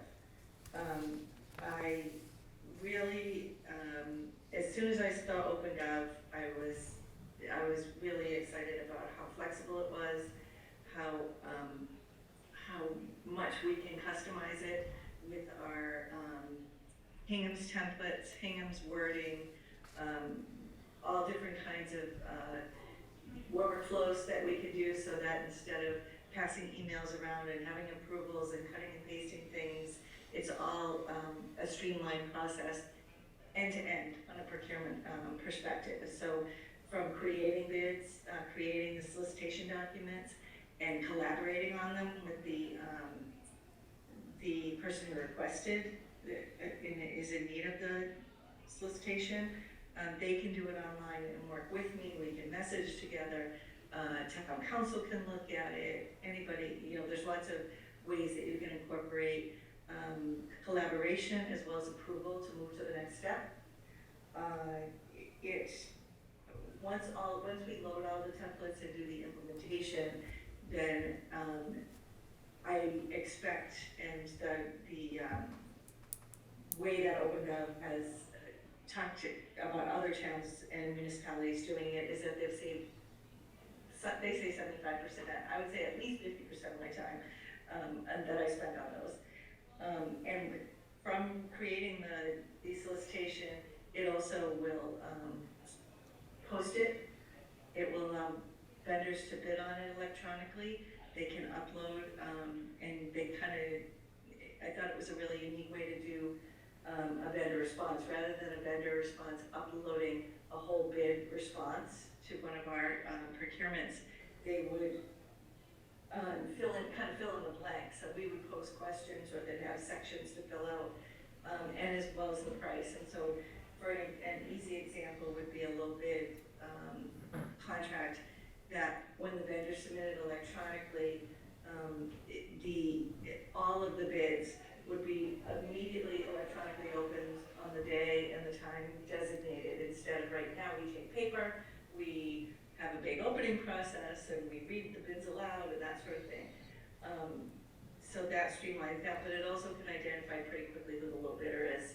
It calculates that. It can do a more complicated evaluation if you want to assign points and quality, those kinds of things too. From there, it would go to creating a contract, where again, we'd have templates to be able to work with town council and with the vendor on their side. It has electronic signatures. I'm not sure, I don't know if we use it, but they have electronic bid bonds and electronic notary services, that sort of thing. So once you approve the contract, as you do, when I bring them to your board for approval, those then would become into the contract management section of the module. Contract management section will track all the contracts that we have, which we don't have a method to do right now, when they expire, when they need to be renewed, insurance expirations. There's all different things that can do it. And at the end of all that, it's going to give us data. We can upload munis information for spend against contracts, so that you could, sort of slice it and dice it different ways the way you want to look at it. And it's data that we don't have at all at our fingertips right now. And so all of that together, and probably tons more, but it makes a lot of sense. It's a modern sort of internet-based, SaaS solutions. SaaS is software as a service. It's a really good program. I showed it to Tom and Art and Michelle and Sue. And I would really appreciate your consideration of getting that for us, so that I can work on other things, big picture stuff, to get to really have a nice solid pyramid structure in Hingham. Tom, about anything? Just very quickly, when Michelle and I envisioned Kathy's position some 3+ years ago, it was this kind of professionalizing our procurement process that we really were looking forward to. And since we brought Kathy on, she's so capable.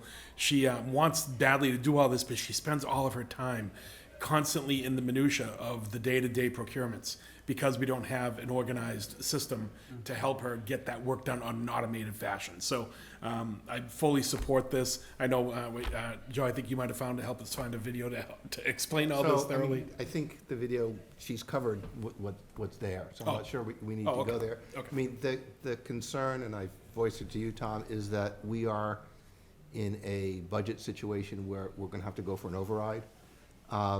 And why is it that this is an appropriate expense now? Right. And, what is the compelling case?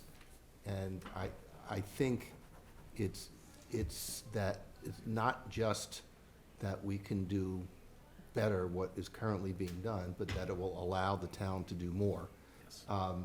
And that it will, in fact, I think, bring efficiencies to the process, which is important, because, we are going to face some tough decisions, and I want to make sure that, as we add on, we just don't keep adding on. But I think Kathy's made the strong case here. Liz? Absolutely. Thank you, Kathy. I am excited about this. I absolutely support anything that automates these types of activities and standardize the processes. Short of cloning you, Kathy, it sounds like we need this. Certainly. Unless you know a way to do that. Yeah, right. But certainly, I see a lot of value in having this software that can enable you to do more strategic things, more strategic activities that we are depending on you for to help lead the town. So absolutely support this type of software, using it. Thank you for bringing it forward. I am familiar with Workday, so that was a helpful comparison. Certainly, I would look to, are there other modules that we should be considering in the future?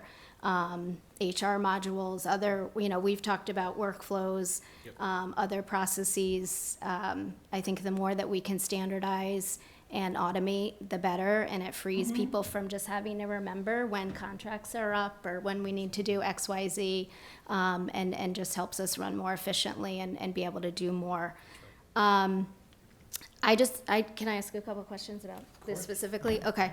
I know there's a number of customizations for Hingham. Obviously, those would be supported, right, on an ongoing basis. I know there's an annual charge, but those updates would support the customizations, right?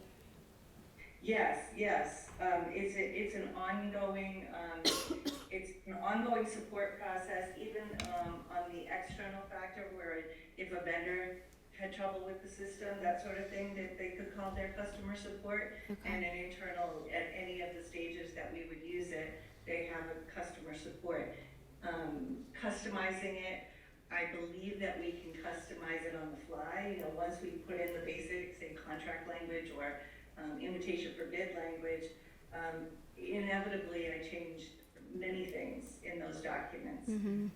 But instead of starting from scratch, really, you can go in and edit. Yeah. And John Coughlin could go in and edit, those sorts of things, so that you'd be able to do that. But I know that there's a robust support system behind it. And it also has the advantage, because it is, a dynamic system. It's not just a disk of software that we put on our server, that when they do upgrades, we get upgrades. When they're doing the bug fixes, they do the bug fixes. It's all on their end. Right. And so it's not impacting our IT system at all. Okay, great. And I noticed that the contract would actually be through the reseller Insight. Is that right? I'm sorry? Is the contract with Insight or OpenGov? That's kind of weird the way the state does it, but we will do a purchase order to Insight. Insight is a software reseller on the state contract, and so they don't, sign an agreement with us for all the software terms, because they're sort of like the middleman, where we actually got a discount by going through them versus went straight to OpenGov Mhm. because they're a national software reseller organization, and the state contract that this one is on is actually a regional contract where, Maine, Vermont, Rhode Island, and Pennsylvania are also on it, so the buying power of that gives us the ability to get a discount through it. Great. Through a reseller, and it's just, they will give us ample time, before an annual renewal to tell us what to give us an opportunity to review it or whatever, each year. Okay, So. great. So we could do a contract with OpenGov regarding their terms under the state contract. So it's more like, I'm working with John, it's more like the minutia of the software itself and that kind of agreement versus the actual paying the bill through a Okay. purchase order. Okay. And how long does the implementation take? Well, since it's primarily going to be me, and I'm assuming John Coughlin's gonna have to spend some time on it, I'm not sure yet. I'm hoping that if this gets approved, that we could do a kickoff in mid-January, and I've been talking to them, about that, so I'm hoping like, I don't know, 6 weeks maybe? Okay. I'm not sure. I have given them examples of our templates to give them an idea. Okay. So, yeah, do you see any data migration issues, or do we not really have any data for them to use? We don't have any data to give them, Okay. except for paper Microsoft Word documents. Okay. So, yeah, this is an Origin, system. Great. All right. Thank you. Thank you for bringing this to us. Can I just follow up on some Yeah, of sure. Liz's questions? So, I think there's two customization issues, and I just want to make sure I understood your response. I understand that the software allows us to customize, but I thought what Liz was asking is, the initial installation, is there also customization there, and is that included in the charge, or do we purchase the software and then they charge us customization on top of that? No, it's more, and when I say customization, it's customizing their, within their framework. You know, we can use our wording instead of. I understand, that's the customization that the software That's allows what- us to I make. just want to make clear, it's not a fully customized, we don't get to choose, what the boxes look like or whatever, but, the first payment that we have is the first year of the software with all the support and the services that come with it, as well as the implementation. So it really is two separate, engagements, and I would call it just that the implementation is essentially our customization, Okay. establishing our base by putting in our templates, establishing our workflows, and approval processes and that sort of thing. And so that's really the implementation. Okay. And I guess you could call it either the customization or the implementation. But that's a one-time deal. Okay, and who do we look to for ongoing support? Is it the company or is it the reseller? It's a company. All of the interactions regarding the software and the functioning of the software and that sort of thing Right. is with the software publisher, with OpenGov. However, the reseller, from a legal perspective, has all the terms and conditions of the state, the Commonwealth of Massachusetts, and that is, so if there was a funding question or anything that had to do with it, the reseller is subject fully to the Commonwealth, and so that would be the primary, Okay, are we looking, does that make sense? Contact. are we looking to the reseller to provide any services to us? No. Okay, that's all I need. Thank you. The amount proposed, is that, it's a one-time fee, correct? It's This is not a an one-time, and then there will be an ongoing fee, but this is a one-time. What, do we know what the ongoing? fee? Annual is about 26, is that right? 26,250. So, and it's, 26,000. it's And a is that amount- two-year, right? Two-year license agreement? Kathy, how long is the license? I'm sorry, this initial one is a 1 year, and then, can renew it annually after that. And the initial 1 year is covered in the 30, Right. whatever you're transferring tonight. Okay. And do we know what the projected increases are year to year as we go forward?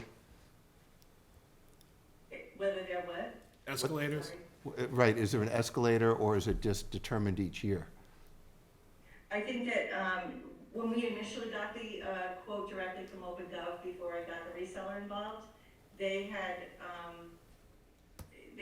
inserted a 5% escalator. However, now, I'll be dealing, from the money perspective, I'll be dealing with the reseller and their discounts, as the in-between, so hopefully, it will be less than that annually. So do we know what it will be, and can we make the request to the reseller to lock it in?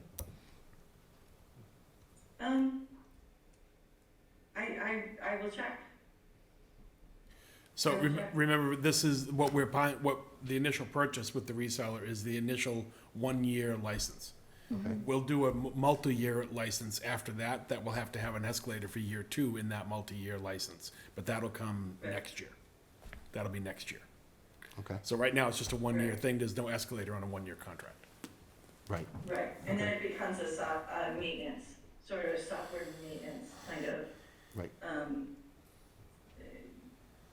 Okay, support. got it. Obviously, use of the system, but from a procurement statute and process, it is it's not necessarily limited, it's software, so it's exempt. Software maintenance, ongoing software usage is exempt by using a statewide contract, as well as exempt from ODB. And Tom, will we be able to use this software for the water company? That's an outstanding question, because then we can And cost share. That's Yeah. where I'm Yeah, going. cost share, yeah. I will absolutely look into that, yeah. Great, okay. I don't see why we wouldn't. I mean, The difficult there will be determining the percentage to which the water company uses it, but we do their procurement, so. I know, I just want Yeah. to make sure that we're not You're entering absolutely into right. an agreement that would preclude us from doing that. Okay, Got it. sorry, Bill. I guess, I'm supportive of this. Just know that we are going to be making some difficult decisions about personnel positions, and I'd rather see this money go toward personnel positions, but I'm gonna support it tonight. But it's, we have firefighters we have to hire, we have assistant town engineers we have to talk about, but, okay, I'm supportive. All right. Do you want to watch the video? No, I think we've covered it. Okay, all right. Any other members of the public have any questions or concerns? All right, I'd take a motion. So the first one, I'll make a motion to recommend an intra-departmental transfer within the health department from wages part-time social worker to other contracted services in the amount of $22,465. Second. All those in favor by roll call, Joe? Aye. Liz? Aye. And I'm an aye as well, the motion carries. Is there a second motion? I'll make a motion to recommend an intra-departmental transfer within the IT department from salaries GIS coordinator to expenses computer service agreement in the amount of $40,000. Second. All those in favor by roll call, Liz? Aye. Joe? Aye. And I'm an aye as well, the motion carries. All right, Kathy, Sue, thank you very much. Thank you. Have a great evening. Thank you. Thank you. You too. Thanks very much. All right, next item on the agenda is to consider approval of the 2023 retail license renewals. I'm gonna go by the attached list to our agenda. We have a couple different motions with respect to this agenda item, so we will take them one at a time. So, before we do that, though, any questions about this agenda item, Joe? No, I've reviewed the list, I'm comfortable with it. Liz? No questions. All right, with that, then I would take the first motion. Public comment? Well, any members of, yeah. We'll take a motion. I'll move to approve the renewal of the common victual all alcoholic beverages licenses as presented for calendar year 2023. Second. All in favor by roll call. Joe? Aye. Liz? Aye. And I'm an aye as well. The motion carries. I'll take a second motion. Make a motion to approve the renewal of the common victular wine and malt beverages licenses as presented for calendar year 2023. Second. All those in favor. Liz? Aye. Joe? Aye. I'm an aye as well. The motion carries. Is there a third motion? I move to approve the renewal of the common victular farmer series pouring permit for malt license as presented for calendar year 2023. Second. All those in favor. Joe? Aye. Liz? Aye. And I'm an aye as well. The motion carries. Is there a fourth motion? I'll make a motion to approve the renewal of the retail package store all alcoholic beverages licenses as presented for calendar year 2023. Second. All those in favor. Liz? Aye. Joe? Aye. And I'm an aye as well. And I would take a fifth motion. I move to approve the renewal of the retail package store wine and malt beverages licenses as presented for calendar year 2023. Second. All those in favor. Joe? Aye. Liz? Aye. And I'm an aye as well. The motion carries. Next item on the agenda is to consider approval of the 2023 entertainment license renewals. This is also attached to our agenda this evening. Any discussion? Joe? No. Liz? No questions. With that, I'd take a motion. I move to approve the renewal of the entertainment licenses as presented for calendar year 2023. Second. All those in favor. Joe? Aye. Liz? Aye. And I'm an aye as well. The motion carries. Next item on the agenda is to consider approval of the 2023 automatic amusement device license renewal. The list is attached to our agenda this evening. Is there a discussion on this item? Liz? No discussion. Joe? No. With that, I'd take a motion. I'll make a motion to approve the renewal of the automatic amusement device license as presented for calendar year 2023. Second. All those in favor. Liz? Aye. Joe? Aye. And I'm an aye as well. The motion carries. Next item on the agenda is to consider approval of the Class 1 and Class 2 auto dealers license renewals. This list is also attached to our agenda this evening. Is there a need for discussion, Joe? No. Liz? No. With that, I'd take a motion. I move to approve the renewal of the Class 1 and Class 2 auto dealers licenses as presented for calendar year 2023. Second. All those in favor, Joe? Aye. Liz? Aye. And I'm an aye as well. The motion carries. Next item on the agenda is appointments. I do not believe there are any appointments this evening. Is that correct? Correct. Next item on the agenda then is public comments. Is there any public comment this evening? Seeing none, I turn to item 18, which is Town Administrator Select Board Report. So let's start with Michelle this evening. Nothing this evening, thank you. Art? Nothing this evening. Thank you. Tom? Nothing this evening, thank you. All right. Joe? Nothing this evening. Liz? Nothing to report. All right, well, I'm going to report two things. All right. Last Saturday, I had the pleasure of attending our VFW Post Patriots Pen Awards, and this year's theme was our pledge to our veterans, and there are some wonderful essays written by grammar school, middle school, and high school students related to history and veterans. It was a wonderful ceremony, so my appreciation to the VFW for asking me to speak at that event. And on Monday, I had the special honor of presenting my brother Rob with Hingham PD Badge Number 1. In Badge Number 1, it presented to the longest-serving senior patrolman in the department. And my brother has served in the department for almost 28 years, and 17 of those years has been as a DARE officer, and it was a wonderful tradition. But Badge Number 1 is a badge of honor within the police department, and it was a privilege for me to be able to present that badge to him. And Tom, thank you for attending as well. And it was a very nice ceremony. I know it meant a lot to my brother to do it, so it was great. So with that, I would take a motion to adjourn. Make a motion to adjourn. Second. All those in favor, Liz? Aye. Joe? Aye. I'm as well. Hope everybody has a great evening. Thank you.